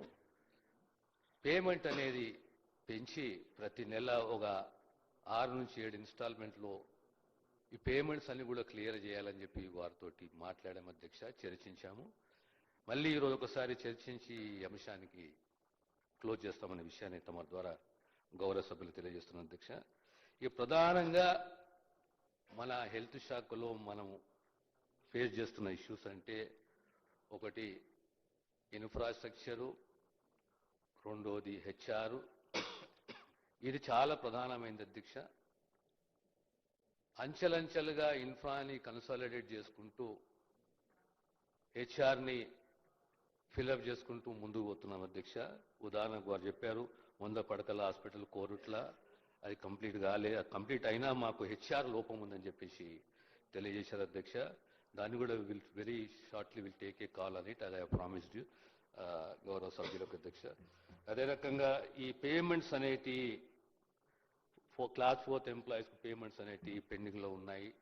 మా కమిషనర్ కూడా విజిట్ చేశారు. దాన్ని కూడా చాలా మటుకు we are trying to fulfil whatever commitment is there. దానితో సహా ఎక్కడైతే జీతభత్యాలే కానీ, కంటిన్యూసీ వర్కర్స్కే కానీ, కాంట్రాక్ట్ వర్కర్స్కే కానీ, రెగ్యులర్ ఎంప్లాయీస్కే కానీ అందరూ కూడా సమయానికి పేమెంట్ చేసే దిశగా కృషి ఉంది అధ్యక్ష. కానీ ఈ శాఖకు సంబంధించి ప్రధానంగా రాబోయే 6 మాసాల్లో, సంవత్సరంలో మెడికల్ ఎడ్యుకేషనే కానీ, వైద్య విధాన పరిషతే కానీ, జీజీహెచ్ఏ కానీ, ప్రైమరీ హెల్త్ సెంటర్సే కానీ, ఇవన్నిటి కూడా ఒక మార్క్లో ఇన్ఫ్రా ఉండాలి, దానికి అనుగుణంగా హెచ్ఆర్ ఉండాలి. ఈరోజు డ్రగ్స్ ఇష్యూ అనేది రిజాల్వ్ అయింది అధ్యక్ష. ఇక్కడ కూడా చాలా మంది డ్రగ్స్ లేవనే కాడ కంప్లైంట్ లేదు. కానీ మనం ఎంత చేసినా ఈ శాఖతో ఒకటి ఏముందంటే we are directly connected to the common man. మనం చేసుకుంటూ పోవాలి. సరే కొన్ని జాగాలలో లోపాలు ఉంటాయి, we have to accept it. At the same time మనము ఆ సేవ ఈ శాఖని కన్సాలిడేట్ చేసుకుంటూ స్ట్రెంథన్ చేసుకుంటూ ముందు పోవాలి అధ్యక్ష. గౌరవ సభ్యులు తీసుకొచ్చిన ఈ అంశాలను కూడా త్వరగా పరిష్కరించే దిశగా మా కృషి ఉంటున్న విషయాన్ని మీకు తెలియజేస్తున్నాను అధ్యక్ష.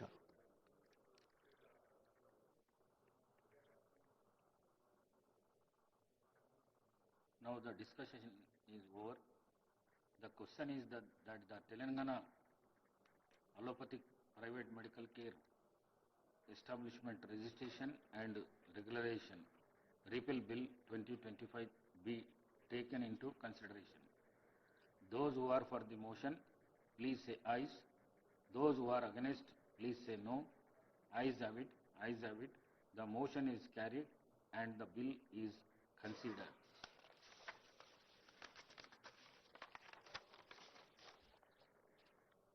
I shall now put the classes to vote. There are no amendments to Class 2, Class 1 enacting formula and long title, and they are before the House. The question is that those who are for Class 2, Class 1 enacting formula and long title, please say ayes. Those who are against, please say no. Ayes have it. Ayes have it. Class 2, Class 1 enacting formula and long title do stand part of the bill.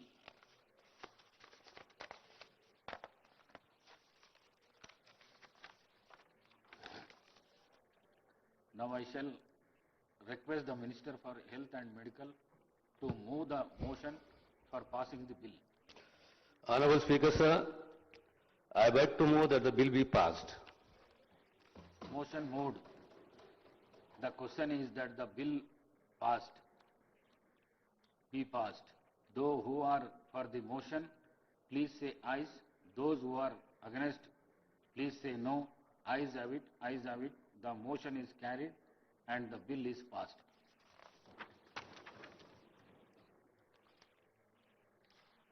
Now I request the Minister for Legislative Affairs on behalf of the Chief Minister for the Panchayat Raj to move the motion. Honorable Speaker, sir, on behalf of Honorable Chief Minister and the Minister for Panchayat Raj, I beg to move the sub-rule 4 of Rule 90 and 97, 98 and second proviso to 99 of Rules of Procedure and Conduct of Business in Telangana Legislative Assembly may be suspended under Rule 358 of the said rules for the time being in its application to 1. Telangana Municipalities Second Amendment Bill 2025. 2. The Telangana Panchayat Raj Second Amendment Bill 2025 listed in the supplementary agenda for today, the 31st August 2025 for its introduction, consideration and passing. Motion moved. The question is that the sub-rule 4 of Rule 90 and Rules 97, 98 and stand proviso to 99 of Rules of Procedures and Conduct of Business in Telangana Legislative Assembly may be suspended under Rule 358 of the said rules for the time being in its application to the Telangana Municipalities Second Amendment Bill 2025, the Telangana Panchayat Raj Second Amendment Bill 2025 listed the supplementary agenda for today, the 31st August 2025 for its introduction, consideration and passing. Those who are for the motion, please say ayes. Those who are against, please say no. Ayes have it. Ayes have it. The motion is carried and sub-rule 4 of Rule 90 and Rules 97, 98 and second proviso to 99 are suspended for the time being in its application for the aforesaid bills.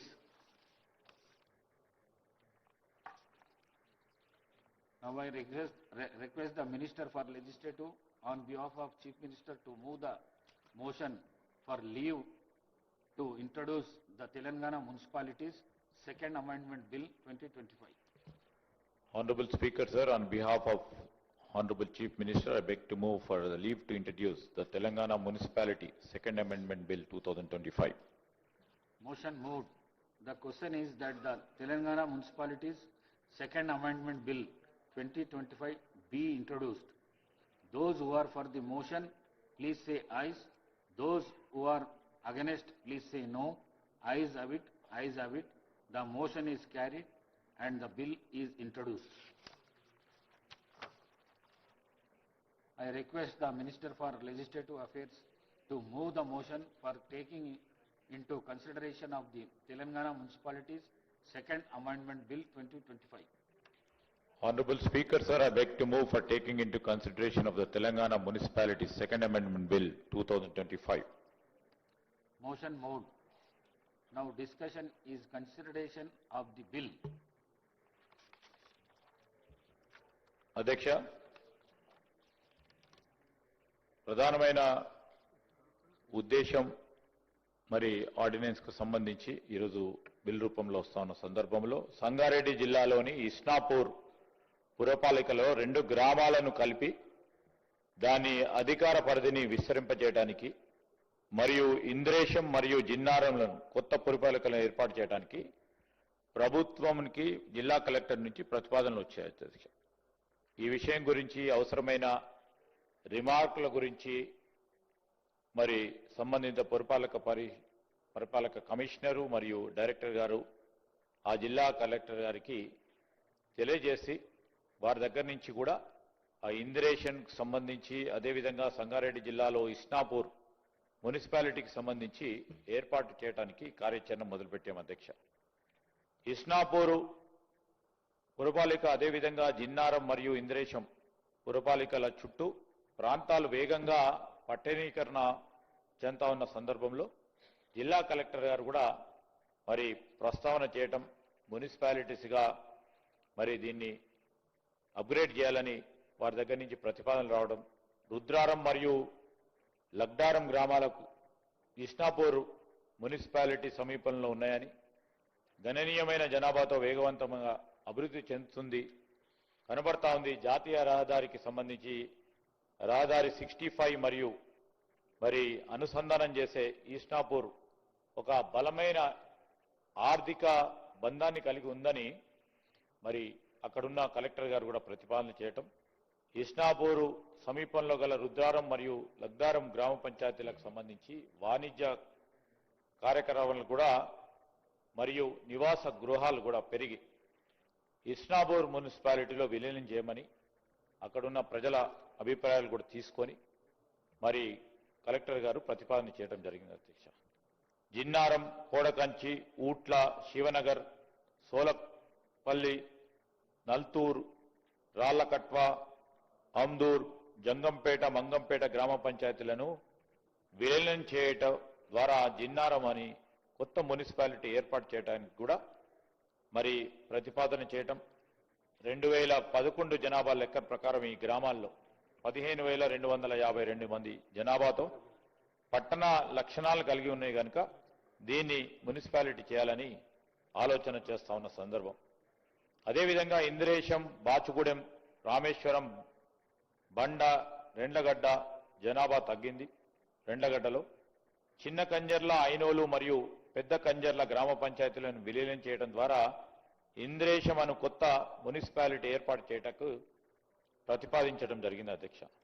ఈ కొత్త municipality 2011 జనాభా లెక్క ప్రకారం 10,173 జనాభాతో రహదారితో అనుసంధానం కలిగి ఉండటం, భవిష్యత్తులో కూడా పట్టణ కేంద్రాలకు సంబంధించి వృద్ధి చెందడానికి పెద్ద ఎత్తున ప్రాస్పెక్ట్స్ ఉండటం, ఇంద్రేశం మరియు జిన్నారం వీటిని కొత్త మున్సిపాలిటీ ఏర్పాటు చేస్తూ అదేవిధంగా అభివృద్ధి చెందగల ప్రాంతాలన్నింటినీ కూడా దీంట్లో మరి మెర్జ్ చేసి సేవలు అందించడానికి ఉపయోగకరంగా ఉంటుందని ఒక ప్రణాళికబద్ధమైన అభివృద్ధిని చేపట్టాలని ఆలోచన చేసి ముందుకెళ్తా ఉన్నారు అధ్యక్ష.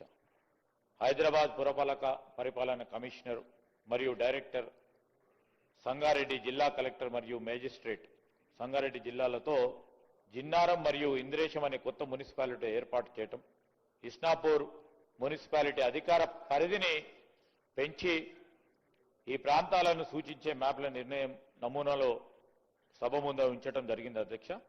ఈరోజు ఈ ప్రతిపాదనలు మరియు స్థానిక పరిస్థితులను దృష్టిలో పెట్టుకొని ఈ 2 మున్సిపాలిటీని ఏర్పాటు చేస్తూ విస్తీర్ణం పెంచుతూ మరి నిర్ణయం చేయటం జరిగింది అధ్యక్ష.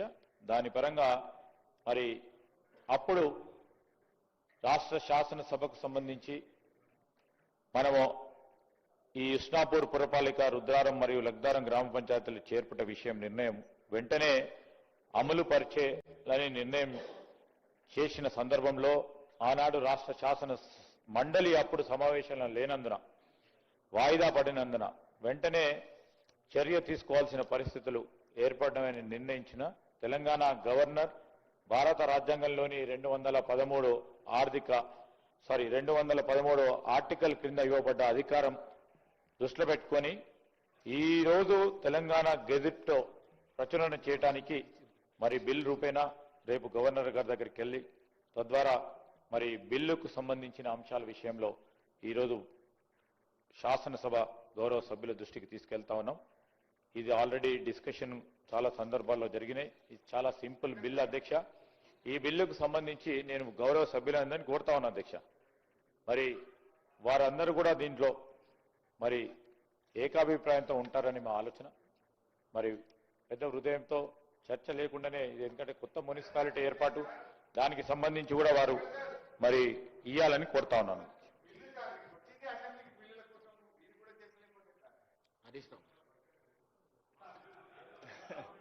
భట్టి గారేమో ఆ బిల్లులు ఎట్లా ఇస్తలేడు, ఈ బిల్లుల మీద మాట్లాడిస్తే. సార్ స్పీకర్ సార్, గౌరవ శాసనసభ వ్యవహారాల మంత్రి గారు ముఖ్యమంత్రి గారి తరఫున వారు కొత్త మున్సిపాలిటీలను ఏర్పాటు చేస్తూ కొన్ని మున్సిపాలిటీల్లో గ్రామ పంచాయతీలను చేర్చుతూ ముఖ్యంగా సంగారెడ్డి జిల్లాలో నిర్ణయాన్ని గతంలో ఇచ్చినటువంటి ఆర్డినెన్స్ ను ఈ సభ ఆమోదానికి తీసుకురావడం జరిగింది. సో ఆ బిల్లును పూర్తిగా మేము సమర్థిస్తా ఉన్నాం, ఆ బిల్లుకు సపోర్ట్ చేస్తా ఉన్నాం. అయితే నేను మంత్రి గారిని అడగాల్సింది, ఎందుకంటే ముఖ్యమంత్రి గారి దగ్గరనే ఈ శాఖ ఉంది. 22 నెలలైంది ఈ ప్రభుత్వం వచ్చి. పరిస్థితి ఏంటంటే ఎన్ని మున్సిపాలిటీలు ఏర్పాటు చేశామన్నది ముఖ్యం కాదు, మున్సిపాలిటీలను ఎంత మేరకు అభివృద్ధి చేశాము, అసలు మున్సిపాలిటీలకు ఏమైనా నిధులు ఇస్తున్నారా లేదా.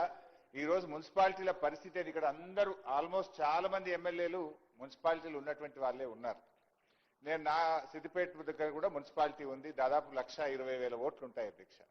పరిస్థితి ఏంటంటే ఫాగింగ్ కు కూడా డబ్బులు లేని పరిస్థితి వచ్చింది అధ్యక్ష. గతంలో బీఆర్ఎస్ ప్రభుత్వం ఉన్నప్పుడు నెల నెల పట్టణ ప్రగతి కింద ప్రతి నెల కూడా మున్సిపాలిటీలకు డబ్బులు ఇచ్చేవాళ్ళం. కానీ ఈ ప్రభుత్వం వచ్చిన తర్వాత పట్టణ ప్రగతి నిధులు ₹1 కూడా ఇవ్వడం లేదు. ఎన్నికలు జరగలేదని అటు ఫైనాన్స్ కమిషన్ డబ్బులు రావడం లేదు. పైగా ఎల్ఆర్ఎస్ గతంలో మీరే మా మీద ఆరోపణలు చేశారు, బీఆర్ఎస్ ప్రభుత్వం పేదల నుండి డబ్బులు వసూలు చేస్తా ఉంది, రక్త మాంసాలు పిలుస్తా ఉన్నారు. కాంగ్రెస్ వస్తే ఉచితంగా ఎల్ఆర్ఎస్ చేస్తాం, ఫ్రీగా చేస్తాం. ఆ రోజేమో నో ఎల్ఆర్ఎస్ నో బీఆర్ఎస్ అన్నారు. కానీ ఇవాళ మాత్రం బరాబర్ పైసలు కట్టాల్సిందే అని ప్రజల దగ్గర వసూలు చేశారు. మరి ఇప్పుడు అదే ప్రజలు రేపేమంటారు, నో ఎల్ఆర్ఎస్ నో కాంగ్రెస్ అనే పరిస్థితి కూడా వస్తుంది. అయితే ఇక్కడ పాయింట్ ఏంటంటే నేను ఎల్ఆర్ఎస్ గురించి ఎందుకు తెచ్చానంటే, ఆ రోజు మా ప్రభుత్వం ఉన్నప్పుడే ఎల్ఆర్ఎస్ జీవో తెచ్చాం. ఆ జీవోలో చాలా స్పష్టంగా ఏం చెప్పినామంటే, సర్టెన్ అమౌంట్ ఆఫ్ మనీ ఆ మున్సిపాలిటీ అభివృద్ధి కోసం కేటాయించడం జరుగుతుంది, సర్టెన్ అమౌంట్ ఆఫ్ మనీ ఆ అర్బన్ డెవలప్మెంట్ అథారిటీ అభివృద్ధి కోసం కేటాయించడం జరుగుతుంది. మరి ఎల్ఆర్ఎస్ మీద వచ్చిన డబ్బులు ఎన్ని, దాన్ని ఎప్పట్లోగా మున్సిపాలిటీలకు అందిస్తారు, ఆయా పట్టణాభివృద్ధి సంస్థలకు అందిస్తారో దయచేసి మంత్రి గారు చెప్పాలని నేను కోరుతా ఉన్నా. వచ్చిన డబ్బెంత, వాటిని మున్సిపాలిటీలకు పట్టణ అభివృద్ధి సంస్థలకు ఎప్పట్లోకి ఇస్తారు. ఎందుకంటే ఒకవైపు మీరు పట్టణ ప్రగతి బంద్ చేసిండ్రు, ఫైనాన్స్ కమిషన్ కేంద్ర ప్రభుత్వం బంద్ చేసింది, రాష్ట్ర ప్రభుత్వం నుంచి నయా పైసా మున్సిపాలిటీలకు ఇవ్వడం లేదు. ₹1 లేకుండా మున్సిపాలిటీలు ఎలా కొనసాగాలి? కనీసం ప్రజలు కట్టిన డబ్బు, మా పట్టణం అభివృద్ధి చెందుతుందని ప్రజలు కట్టిన డబ్బు ఆయా మున్సిపాలిటీలకు చట్టంలోనే ఉంది, ఆనాడిచ్చిన జీవోలోనే ఉంది. దాన్ని ఎప్పట్లోగా చెల్లిస్తారో స్పష్టంగా ఈ సభకు చెప్పాలని నేను శ్రీధర్ బాబు గారిని కోరుతున్నాను. మీకు కూడా మంత్రి మున్సిపాలిటీ ఉంది, మీకు కూడా డబ్బులు వస్తాయి, అసలు ఇస్తారా ఇవ్వరా? ఇప్పుడు స్టాంప్స్ అండ్ రిజిస్ట్రేషన్ ద్వారా ఆ మున్సిపాలిటీలో ఎన్ని రిజిస్ట్రేషన్లు అయినా దాంట్లో కొంత పర్సెంటేజ్ ఆ పట్టణాభివృద్ధి సంస్థకి ఇవ్వాలి, అది బంద్ చేసిండ్రు. స్టాంప్స్ అండ్ రిజిస్ట్రేషన్ డబ్బు ఇయ్యరు, ఎల్ఆర్ఎస్ ఇయ్యరు, తర్వాత పట్టణ ప్రగతి ఇవ్వరు. ఏం మరి మున్సిపాలిటీలు ఎట్లా నడవాలి అధ్యక్ష? మేము ఇన్ని మున్సిపాలిటీలు ఏర్పాటు చేసినాము, కొత్త మున్సిపాలిటీలు పెట్టినామని చెప్పడం కాదు కదా. ఆ మున్సిపాలిటీల పరిస్థితి ఏంది? ఇవాళ మున్సిపాలిటీల్లో మున్సిపల్ కమిషనర్లు చాలా చోట్ల లేరు, శానిటరీ ఇన్స్పెక్టర్లు లేరు, అదేవిధంగా మున్సిపాలిటీల్లో ఇంజనీర్లు లేరు. అంతా అయోమయం, మీకు స్టాఫ్ లేదు, ప్లానింగ్ లేదు, ఏర్పాటు చేసుకుంటూ పోతా ఉన్నారు. కొత్త మున్సిపాలిటీలు ఎన్ని ఏర్పాటు చేస్తుందో దానికి అనుగుణంగా ఇంజనీర్లను, శానిటరీ ఇన్స్పెక్టర్లను, కమిషనర్లను, సిబ్బంది నియామక ప్రక్రియ కూడా చేపట్టండి. పోస్టులు కూడా శాంక్షన్ చేయండి. ఇవాళ నా దగ్గర 3 శానిటరీ ఇన్స్పెక్టర్లు ఉండాలి నా టౌన్లో, ఒక్క సింగిల్ శానిటరీ ఇన్స్పెక్టర్ లేడు. 3కు 3 ఖాళీ. అంటే మీరు ఈ రకంగా ఉంటే ఎట్లా? మీరు ఇంకా కొత్త మున్సిపాలిటీలు ఏర్పాటు చేస్తున్నారు, మరి దానికి అనుగుణంగా ఉద్యోగ నియామకాలు జరుగుతున్నాయా? పోస్టులు శాంక్షన్ చేస్తున్నారా? ఆ ప్రక్రియ కూడా చేపట్టాలని చెప్పి నేను గౌరవ మంత్రి గారిని నేను కోరుతా ఉన్నా. అధ్యక్ష, ఇంకో విషయం కూడా ప్రభుత్వం దృష్టికి తేవాలనుకుంటున్నా. గతంలో కేసీఆర్ గారు ఉన్నప్పుడు మీరు ఎందుకంటే సంగారెడ్డి జిల్లా గురించి చెప్పారు కనుక చెప్తున్నా. ఆ సంగారెడ్డి జిల్లాకు కేసీఆర్ గారు ఇదే మీరు చెప్పిన పటాన్చెరు నియోజకవర్గానికి, సంగారెడ్డి నియోజకవర్గానికి, జహీరాబాద్ నియోజకవర్గానికి 50 కోట్లు ఎస్డిఎఫ్ నిధులు మంజూరు చేశారు. బాధ కలిగే రాష్ట్రంలో చాలా మున్సిపాలిటీలకు ఇచ్చారు. మా సవితక్క చెప్తుంది. మీ ప్రభుత్వం రాగానే ఆ డబ్బులన్నీ రద్దు చేసినారు. ఆ రద్దు కూడా ఎట్లుందంటే పక్కనే మా దామోదరన్ ఉంటాడు, దానికి కూడా అందోల్ మున్సిపాలిటీకి కేసీఆర్ గారు ఎస్డిఎఫ్ ఇచ్చారు. అందోల్ది మాత్రం ఉంచుకున్నారు, పని చేసుకున్నారు. బీఆర్ఎస్ ఎమ్మెల్యేలు గెలిచిన పటాన్చెరు, సంగారెడ్డి, జైరాబాద్ రద్దు చేసి పడేసింది. ఇది ఏం పద్ధతి? అంటే ప్రభుత్వం అనేది it is for all. BRS MLA ఉన్నారు కనుక మీ ఎస్డిఎఫ్ రద్దు, ఆందోళన కాంగ్రెస్ ఎమ్మెల్యే మంత్రి ఉన్నాడు కనుక బీఆర్ఎస్ అక్కడ ఎస్డిఎఫ్ డబ్బు ఉంటది అంటే పద్ధతి కరెక్ట్ కాదు. ఇప్పుడు జైరాబాద్ ప్రజలైనా, సంగారెడ్డి ప్రజలైనా, పటాన్చెరు ప్రజలైనా వాళ్ళు తెలంగాణ ప్రజలే కదా, వాళ్ళు పన్నులు కడుతున్నారు కదా, వాళ్ళకి ఎందుకు రద్దు చేశారు? దయచేసి ఈ 3 నియోజకవర్గాలే కాదు, రాష్ట్రంలో ఎక్కడెక్కడైతే గత ప్రభుత్వం ఎస్డిఎఫ్ లో నిధులు ఇచ్చిందో ఆ పనులు చేపట్టాలని మీ ద్వారా కోరుతా ఉన్నాం. ఇకపోతే టీయూఎఫ్ఐడిసిలో కూడా చాలా నిధులు శాంక్షన్ చేశారు. సరే, దానికి మీరు బడ్జెట్ అరేంజ్మెంట్ చేసుకోండి. కొత్తగా బ్యాంక్ నుంచి తెస్తారా, బడ్జెట్ నుంచి ఇస్తారా, ప్లాన్ చేయండి. కానీ టీయూఎఫ్ఐడిసి కూడా క్యాన్సిల్ చేసినారు.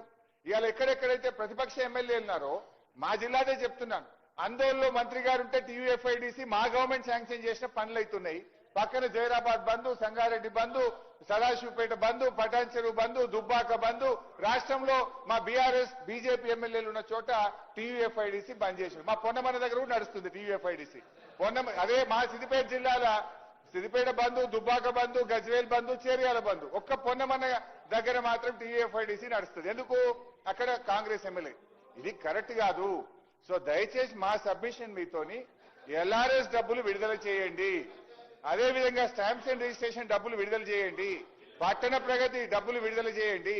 ఎన్ని మున్సిపాలిటీలు ఏర్పాటు చేశామన్నది ముఖ్యం కాదు, ఆ మున్సిపాలిటీల్లో అభివృద్ధి జరుగుతుందా, మున్సిపాలిటీల్లో సిబ్బంది ఉన్నారా అనే విషయాన్ని కూడా మీరు గమనంలోకి తీసుకోవాలని, స్పష్టంగా ఎల్ఆర్ఎస్ డబ్బులు ఎప్పుడు ఇస్తారు, మరి అదేవిధంగా టీయూఎఫ్ఐడిసి, ఎస్డిఎఫ్ పనులు గత ప్రభుత్వం మంజూరు చేసిన కొనసాగించాలని మీ ద్వారా వాటిని కోరుతున్నాను అధ్యక్ష.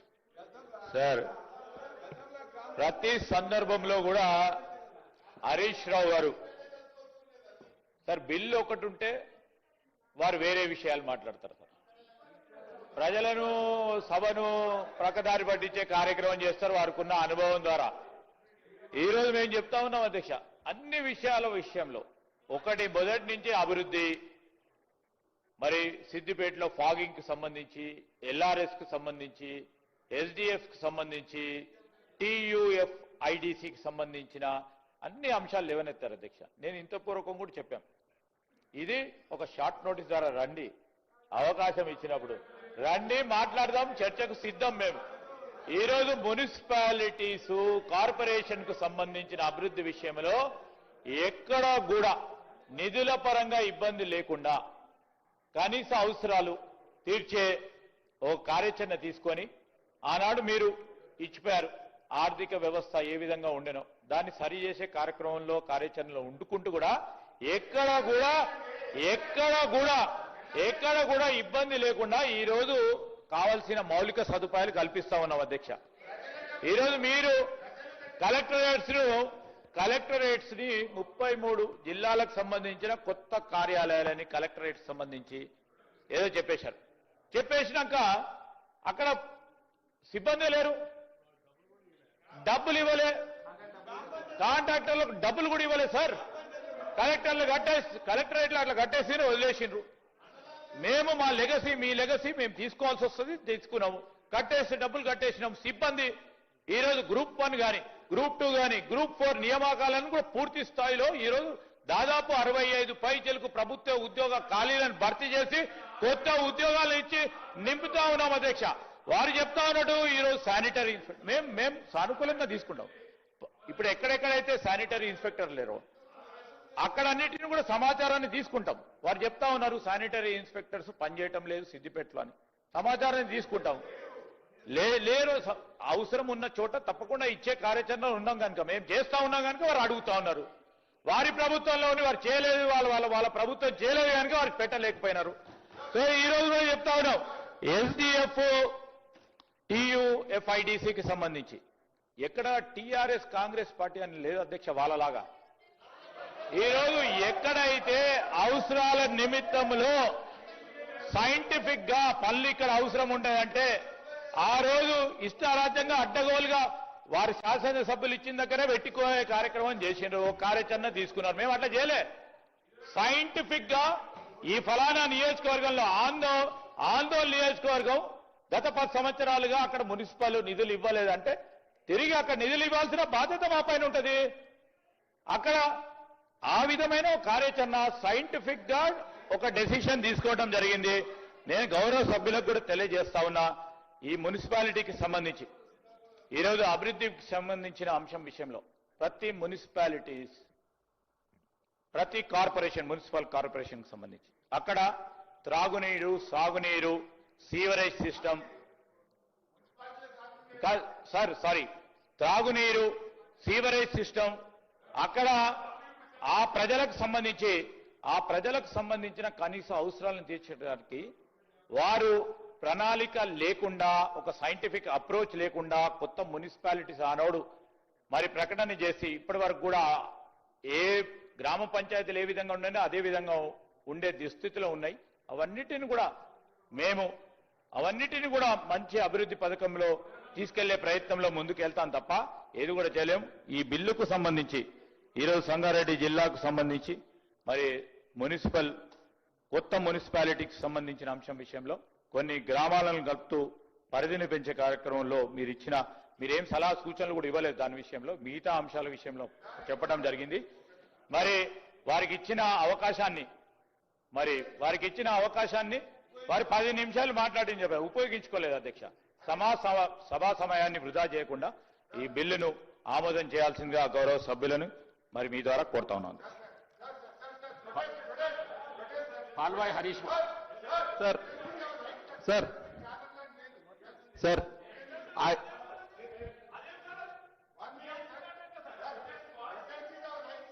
సార్ అది లేదు సార్, లేదు, అయిపోయింది sir. Palvai Harish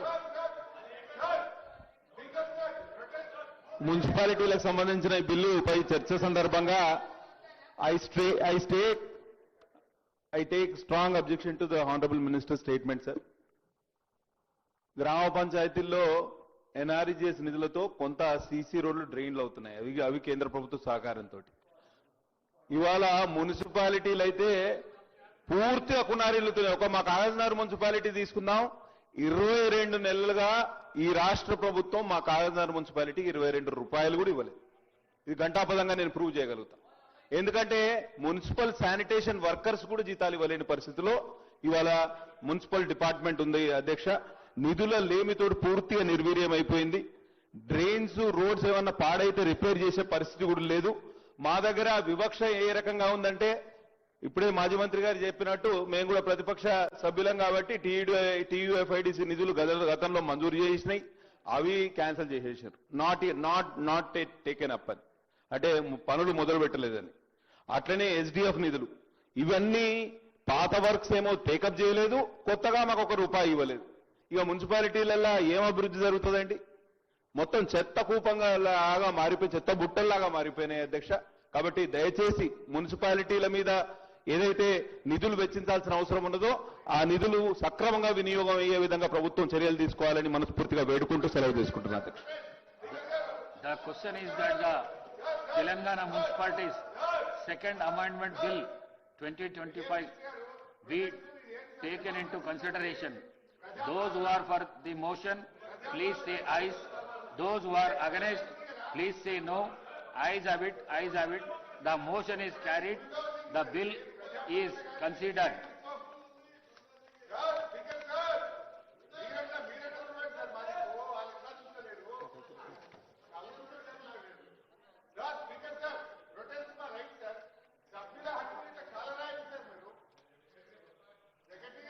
I shall now put the class to vote. There are no amendments to class 2 and 3. Class 1 enacting formula and long title, and they are before the House. The question is that those who are for the class 2 and 3, class 1 enacting formula and long title, please say ayes. Those who are against, please say no. Ayes have it, ayes have it. Class 2 and 3, Class 1 enacting formula and long title do stand part of the bill. I shall now request the Minister for Legislative Affairs move the motion for passing the bill. Honorable Speaker, sir, I beg to move the bill be passed. Motion moved. The question is that the bill be passed. Those who are for the motion, please say ayes. Those who are against, please say no. Ayes have it, ayes have it.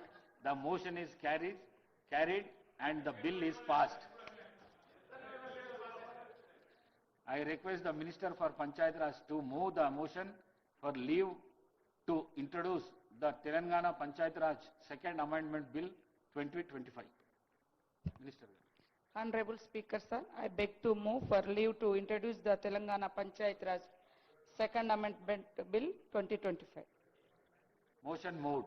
The question is that the Telangana Panchayat Raj Second Amendment Bill 2025 be introduced. Those who are for the motion, please say ayes. Those who are against, please say no. Ayes have it, ayes have it. The motion is carried and the bill is introduced. Now I request the Minister for Panchayat Raj to move the motion for taking into consideration of the Telangana Panchayat Raj Second Amendment Bill 2025. Honorable Speaker, sir, I beg to move for taking into consideration of the Telangana Panchayat Raj Second Amendment Bill 2025. Motion moved. Now discussion on consideration of the bill.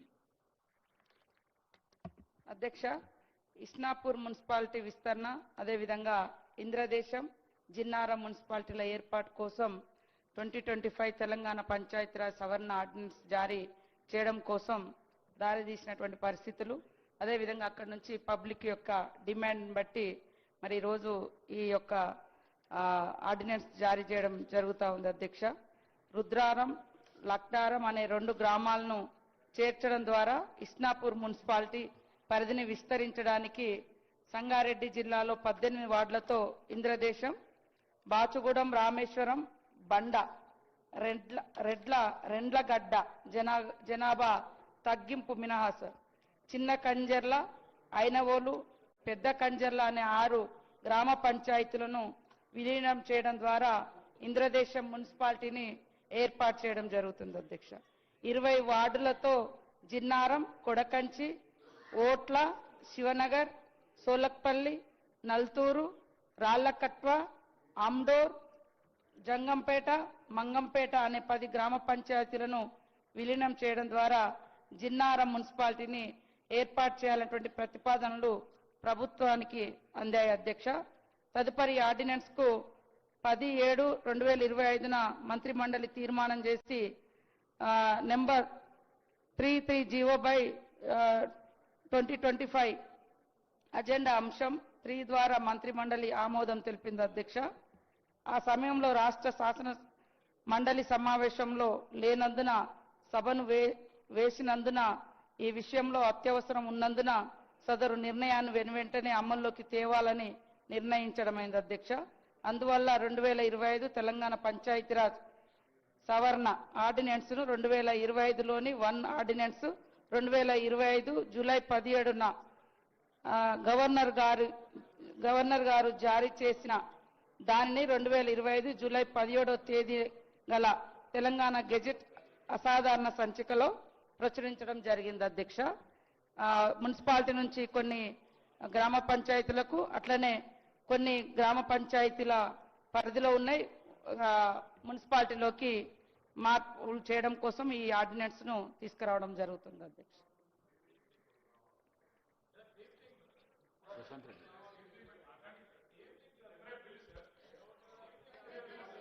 Sir అధ్యక్ష ధన్యవాదాలు. పంచాయతీరాజ్ శాఖ మంత్రి వర్యులు సీతక్క గారు కొన్ని గ్రామ పంచాయతీల్ని మున్సిపాలిటీలో విలీనం చేయడానికి ప్రతిపాదిస్తూ బిల్లు పెట్టినారు. దాన్ని సమర్థిస్తున్నాం అధ్యక్ష. కానీ ఇవాళ గ్రామ పంచాయతీల పరిస్థితి అధ్యక్ష, ఇది మనందరికి సంబంధించిన విషయం, నా ఒక్కడిది కాదు, నా ఒక్క పార్టీది కాదు, రాష్ట్రం అంతటా కూడా సంబంధించిన విషయం. ఇది నేనేదో విమర్శ కోసం చెప్తలేను అధ్యక్ష. ఉన్న వాస్తవ పరిస్థితులు ప్రభుత్వం దృష్టికి తెచ్చి ఆ గ్రామ పంచాయతీల్లో అభివృద్ధి జరగటానికి దోహదం చేసేందుకు ఉపయోగపడుతుందనే ఉద్దేశంతో నేను కొన్ని విషయాలు తమరి ద్వారా మంత్రి గారి దృష్టికి తీసుకురాదలుచుకున్న అధ్యక్ష. మేము ప్రభుత్వంలో ఉన్నప్పుడు పల్లె ప్రగతి అనే కార్యక్రమం ఒకటి తీసుకున్నాం అధ్యక్ష, అందరికి తెలుసు.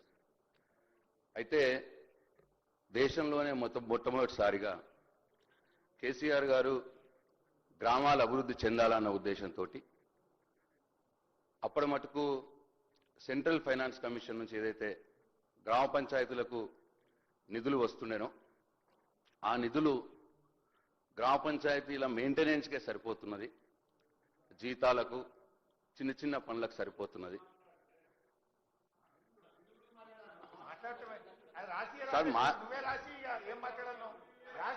సార్ అధ్యక్ష, ఆ నిధులు గ్రామ పంచాయతీల మెయింటెనెన్స్కే సరిపోతున్నది, అభివృద్ధికి నిధులు సరిపోవట్లేదన్న ఉద్దేశంతో సెంట్రల్ గవర్నమెంట్ నుంచి సెంట్రల్ ఫైనాన్స్ కమిషన్ ద్వారా ఎంతైతే నిధులు వస్తున్నాయో గ్రామ పంచాయతీకి దానికి ఈక్వల్ అమౌంట్ కేసీఆర్ గారు ఆ రోజు రాష్ట్ర ప్రభుత్వం నుంచి కూడా నిధులు సమకూర్చినారు అధ్యక్ష. సో దాంతో ఇది ఏదో నేను ఒక్కరిని చెప్తా కాదు అధ్యక్ష, గ్రామాల్లో అప్పుడు అభివృద్ధి జరిగింది అధ్యక్ష, బ్రహ్మాండమైన అభివృద్ధి జరిగింది.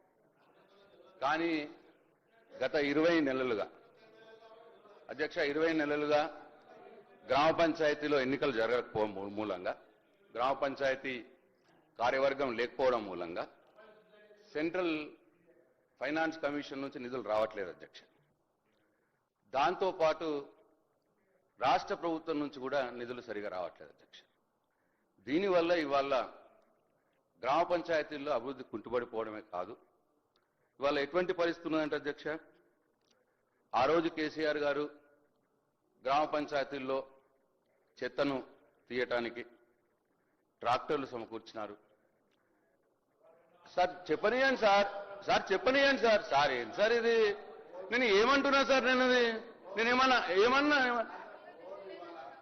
పొద్దున్న లేస్తే గతంలో పనిచేసిన సర్పంచులు మంగళసూత్రాలు అమ్ముకున్నామని వారు ప్రతిపాదించిన పనులు చేసి ఎక్కడ బిల్లులు ఇవ్వలేదనేటువంటి ఆలోచనతో చాలా ఇబ్బంది పడుతున్నటువంటి వారవస్థ. నేను చాలా ఇబ్బందికరమైన పరిస్థితుల్లో మీరు చెప్తున్నారు అది చేసిన పేమెంట్ మాత్రం చేయలేదు కదా, చాలా ఇబ్బందికర పరిస్థితి ఉంది. ఇవాళ వీలైనంత వరకు గ్రామాల్లో స్వయంగా పనులు జరిపే ప్రయత్నం చేస్తూ ఉంది. నేను ఈ సందర్భంలో గౌరవ ఉప ముఖ్యమంత్రి గారు, ఫైనాన్స్ మినిస్టర్ గారు కూడా వాళ్ళు చేసిందైనా ఏదైనా పాపం పాత సర్పంచులకు సంబంధించిన బిల్లులు కూడా ఇవ్వాలని మేము కూడా కోరుతున్నాం అధ్యక్ష, దానిలో ఏం ఇష్యూ లేదు. కానీ వాళ్ళు చేసింది ఏ విధంగా ఉంది నిర్వాహకం చెప్పడానికి ప్రయత్నం చేస్తారు. మేము ఇది చేసినాం అంటే నేను ఇప్పుడు ఊపర్ శర్వాణి అందరు పరిశాన్ అన్నారు కదా, ఆ ఊపర్ శర్వాణి అందరు పరిశాన్ లేక సర్పంచులే పాపం మన ఒక గ్రామం పోతే సర్పంచ్ దీక్ష చేసే ప్రయత్నం చేస్తా ఉండే పాపం బిల్లు రాలేదు, తాళాలు వేసి పెట్టుకున్నారు కొన్నిటి కట్టినాటికి.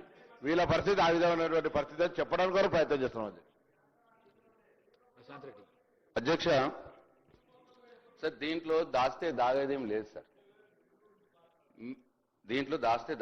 కేవలం పల్లె ప్రగతి ద్వారా ఆ రోజు కేసీఆర్ గారు ఏదైతే స్టేట్ గవర్నమెంట్ నుంచి matching grant central finance commission నుంచి ఎంతైతే డబ్బు వస్తుందో అంత డబ్బు స్టేట్ గవర్నమెంట్ నుంచి ఇవ్వడం మూలంగా ఆ రోజు గ్రామాల్లో అభివృద్ధి జరిగింది కాబట్టి 30% అవార్డులు గ్రామ పంచాయతీలకు జాతీయ సెంట్రల్ గవర్నమెంట్ ఇచ్చిన అవార్డులు సార్, మేం కాదు. 30% అవార్డులు మన రాష్ట్రంలోని గ్రామ పంచాయతీలకు వచ్చినాయి సార్. సార్ ఇది మీరు వెరిఫై చేసుకోవచ్చు సార్, మీరు వెరిఫై చేసుకోవచ్చు sir. Let me conclude sir, let me conclude. గిదానికి ఎంతగానం ఎందుకు సార్ అంతమంది మాట్లాడి నా మీద పడాల్సిన అవసరం ఏమున్నది సార్? నేను ఏం తప్పు మాట్లాడుతున్నా సార్?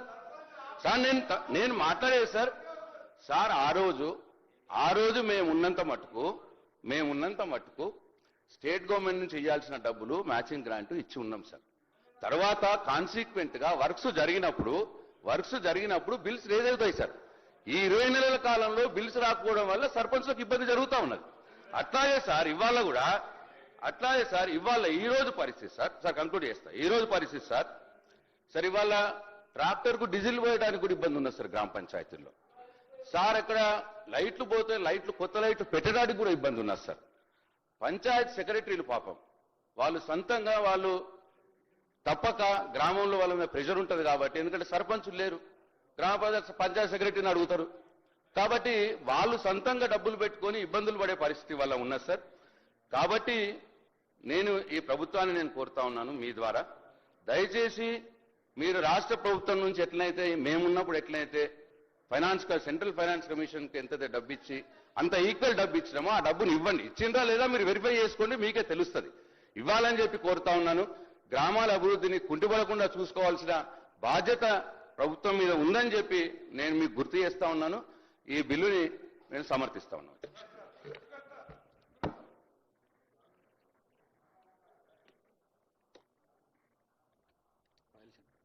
స్పీకర్ సార్, మున్సిపాలిటీలలో గ్రామ పంచాయతీలని కలుపుతున్నప్పుడు ఆయా గ్రామ పంచాయతీ ప్రజలకు ఏమనిపిస్తుందంటే, చాలా గ్రామ పంచాయతీ ఉన్న స్థితి కన్నా మున్సిపాలిటీలో కలిసిన తర్వాత మెరుగైనటువంటి సౌకర్యాలన్నీ కూడా వస్తాయని ప్రజలు సహజంగా భావిస్తారు. గ్రామ పంచాయతీలుగా ఉన్నప్పుడు అప్పుడు ఎంఆర్ఆర్ఈజీస్ ద్వారా అక్కడ ఉపాధి అవకాశాలు దొరుకుతుండే.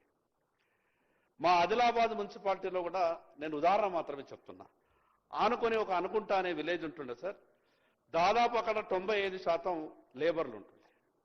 వాళ్ళకి తెలియదు మున్సిపాలిటీలో కలుపుతున్నాం మీ ఊరినంటే సంతోషపడి మీకు రోడ్లు వస్తాయి, నాలీలు వస్తాయి, మున్సిపాలిటీ చూస్తారు కదా, అందమైనటువంటి బీటీ రోడ్లు ఉంటాయంటే సార్ అంతా మంచి జరుగుతాయి కదా, మాకేం అభ్యంతరం లేదనే విధంగా అక్కడ గ్రామ పంచాయతీ తీర్మానం చేశారు. గ్రామ పంచాయతీ మున్సిపాలిటీలో కలిసిన తర్వాత ఆ నరకం అనేది ఎట్లుంటుందో వాళ్ళకు తెలియలేదు, చూడలేవరు. కానీ ఇప్పుడు మేము నరకం అనుభవిస్తున్నామని మొన్న వరదలు వచ్చినప్పుడు మేము అక్కడికి వెళ్తే, మేము గ్రామ పంచాయతీలో ఉన్నప్పుడు బాగుంటుంది, మాకు ఉపాధి హామీ కూలీవాయే చేద్దామంటే పని దొరుకుతలేదు, మిగతా అభివృద్ధి కార్యక్రమాలకు నిధులు వస్తలేదు. అందుకు మీ ద్వారా ప్రభుత్వానికి ఒక విజ్ఞప్తి చేస్తా ఉన్నా, ఉపాధి హామీ ద్వారా ఏ కూలీలైతే అక్కడ ఉపాధి చేసుకొని బతుకుతున్నానో వాళ్లకు మీరు ప్రత్యామ్నాయంగా ఒక కార్యక్రమాన్ని కూడా ఆలోచించాల్సిందిగా మీ ద్వారా ప్రభుత్వానికి విజ్ఞప్తి చేస్తా ఉన్నాను. కొత్త Prabhakar Reddy. Thank you sir. Sir ఇప్పుడు గ్రామ పంచాయతీలు కానీ మున్సిపాలిటీ కానీ చాలా విషయాలు మాట్లాడినరు మా గౌరవ శాసనసభ్యులు. నా విన్నపం ఏముందంటే సార్, నిన్న మొన్న చాలా ఫ్లడ్స్ వచ్చినాయి, గ్రామ పంచాయతీలల్లో చాలా రోడ్లు డ్యామేజ్ అయినాయి, మున్సిపాలిటీలో కూడా డ్యామేజ్ అయినాయి. పంచాయతీరాజ్ సంబంధించింది రోడ్లు కూడా కనెక్టివిటీ మొత్తం కట్ అయిపోయినాయి సార్. ఇప్పుడు మేము కలెక్టర్లకు వాళ్లకు విన్నవించుకుంటే మా దగ్గర ఫండ్స్ లేవని చెప్పి మరి చెప్పడం జరుగుతున్నది. మరి టెంపరీగా మరి నిన్న మొన్న డ్యామేజ్ అయినాయి, మరి ఏ ఫండ్స్లోకి వెళ్ళి పెడతారు, ఎట్లా పెడతారు అనేది మరి ప్రశ్నార్థకంగా ఉన్నది. దయచేసి చాలా గ్రామాలలో డ్యామేజ్ అయినాయి సార్. మున్సిపాలిటీతో పాటు గ్రామ పంచాయతీల రోడ్లు, మళ్ళీ అదేవిధంగా పంచాయతీ రోడ్లు, R&B రోడ్లు పూర్తిగా మరి మా దగ్గర 4-5 మండలాల డ్యామేజ్ అయినాయి సార్. టెంపరీగా వాటిని కల్వర్ట్లు కానీ వీటిని మరి ఎలక్ట్రికల్ పోల్స్ కూడా డ్యామేజ్ అయినాయి సార్. వీటిని ఏ విధంగా చేస్తారనేది మరి మాకు అర్థం కావట్లేదు. ఎక్కడ పోయినా కానీ ప్రతి గ్రామంలో ఇదే సమస్య ఉన్నది. ఎవరిని అడిగినా కానీ ఏ డిపార్ట్మెంట్ అంటే మాకు ఫండ్స్ రాలేదంటుండ్రు. ఎలక్ట్రిసిటీ బోర్డు కడితే మాకు డబ్బులు లేవు సార్ కరెంట్ పోల్స్ నిలబెట్టడానికి అంటుండ్రు. పంచాయతీ రోడ్డుకు సంబంధించిన వారికి అధికారులకు ఫోన్ చేస్తే ఇంకా మాకు డబ్బులు శాంక్షన్ రాలేదు, మరి అప్పటిదాకా వెయిట్ చేయాలంటుండ్రు. మరి రోడ్లు అయితే మొత్తం కొన్ని గ్రామాలకు కనెక్టివిటీ బంద్ అయిపోయి చాలా ఇబ్బందుల పాలవుతున్నారు సార్. అట్లీస్ట్ టెంపరీ పర్మనెంట్ కాకుండా కానీ టెంపరీ మీరు శాంక్షన్ ఇచ్చే వరకన్నా మరి కొన్ని అధికారులకు చెప్పి మరి మినిమం అమౌంట్ అన్నా కొన్ని మట్టితోటన్నా కానీ పూడ్చడానికి కొన్ని శాంక్షన్ ఇవ్వాల్సిందిగా మీ ద్వారా మరి కన్సర్న్ మంత్రులకు నేను విన్నవించుకుంటున్నాను sir. Thank you. Now discussion is over. The question is that the Telangana Panchayat Raj Second Amendment Bill 2025 be taken into consideration. Those who are for the motion, please say ayes. Those who are against, please say no. Ayes have it, ayes have it. The motion is carried and the bill is considered.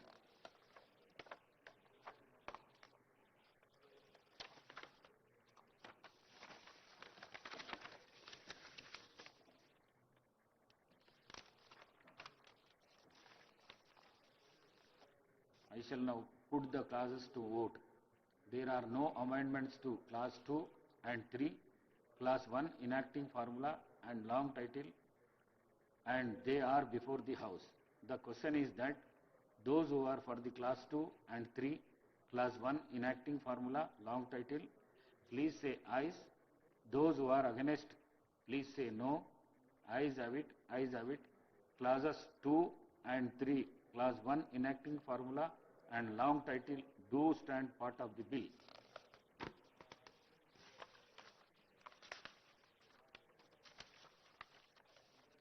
I shall now request the Minister for Panchayat Raj to move the motion for passing the bill. Sir ఇందాక పెద్దలు ప్రశాంత్ రెడ్డి గారికి అన్నీ తెలుసు, అయినా కూడా సంబంధం లేని అంశాన్ని తీసుకొచ్చి అంటే ఈ బిల్లులకు సంబంధించి మాట్లాడడం అయితే సరైనది కాదు. వారు మంత్రిగా కూడా పనిచేసారు. స్థానిక సంస్థల ఎన్నికలు జరగకపోవడం మూలంగా రాష్ట్రానికి దాదాపుగా 3,000 కోట్ల రూపాయలు రాక ఇబ్బంది పడుతున్నటువంటి విషయం కూడా వారికి తెలుసు సార్.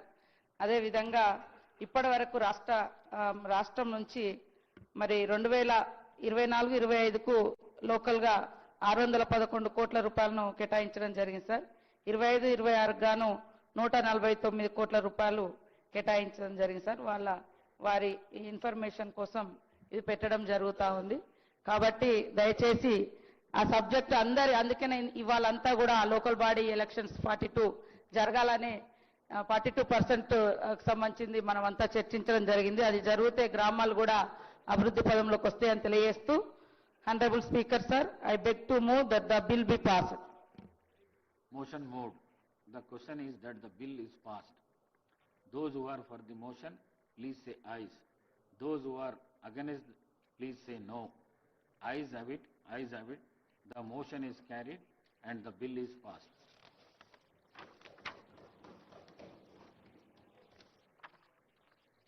వాయిదా ప్రతిపాదన శ్రీ ఏలేటి మహేశ్వర్ రెడ్డి మరియు డాక్టర్ పాల్వాయి హరీష్ బాబు గార్ల కుమరం భీం ఆసిఫాబాద్ జిల్లాను టైగర్ కన్జర్వేషన్ రిజర్వ్గా ప్రకటించిన జీవో నంబర్ 49 గురించి చర్చించాలని కోరుతూ ఇచ్చిన వాయిదా ప్రతిపాదన తిరస్కరించడమైనది. వాయిదా ప్రతిపాదన శ్రీ కూనమనేని సాంబశివరావు గారు రాష్ట్రంలో నెలకొన్న యూరియా కొరత నివారణకై కేంద్ర ప్రభుత్వంపై తగు ఒత్తిడి ద్వారా అవసరమైన యూరియాను సాధించడానికి తీసుకోవలసిన చర్యల గురించి చర్చించాలని కోరుతూ ఇచ్చిన వాయిదా ప్రతిపాదన తిరస్కరించడం.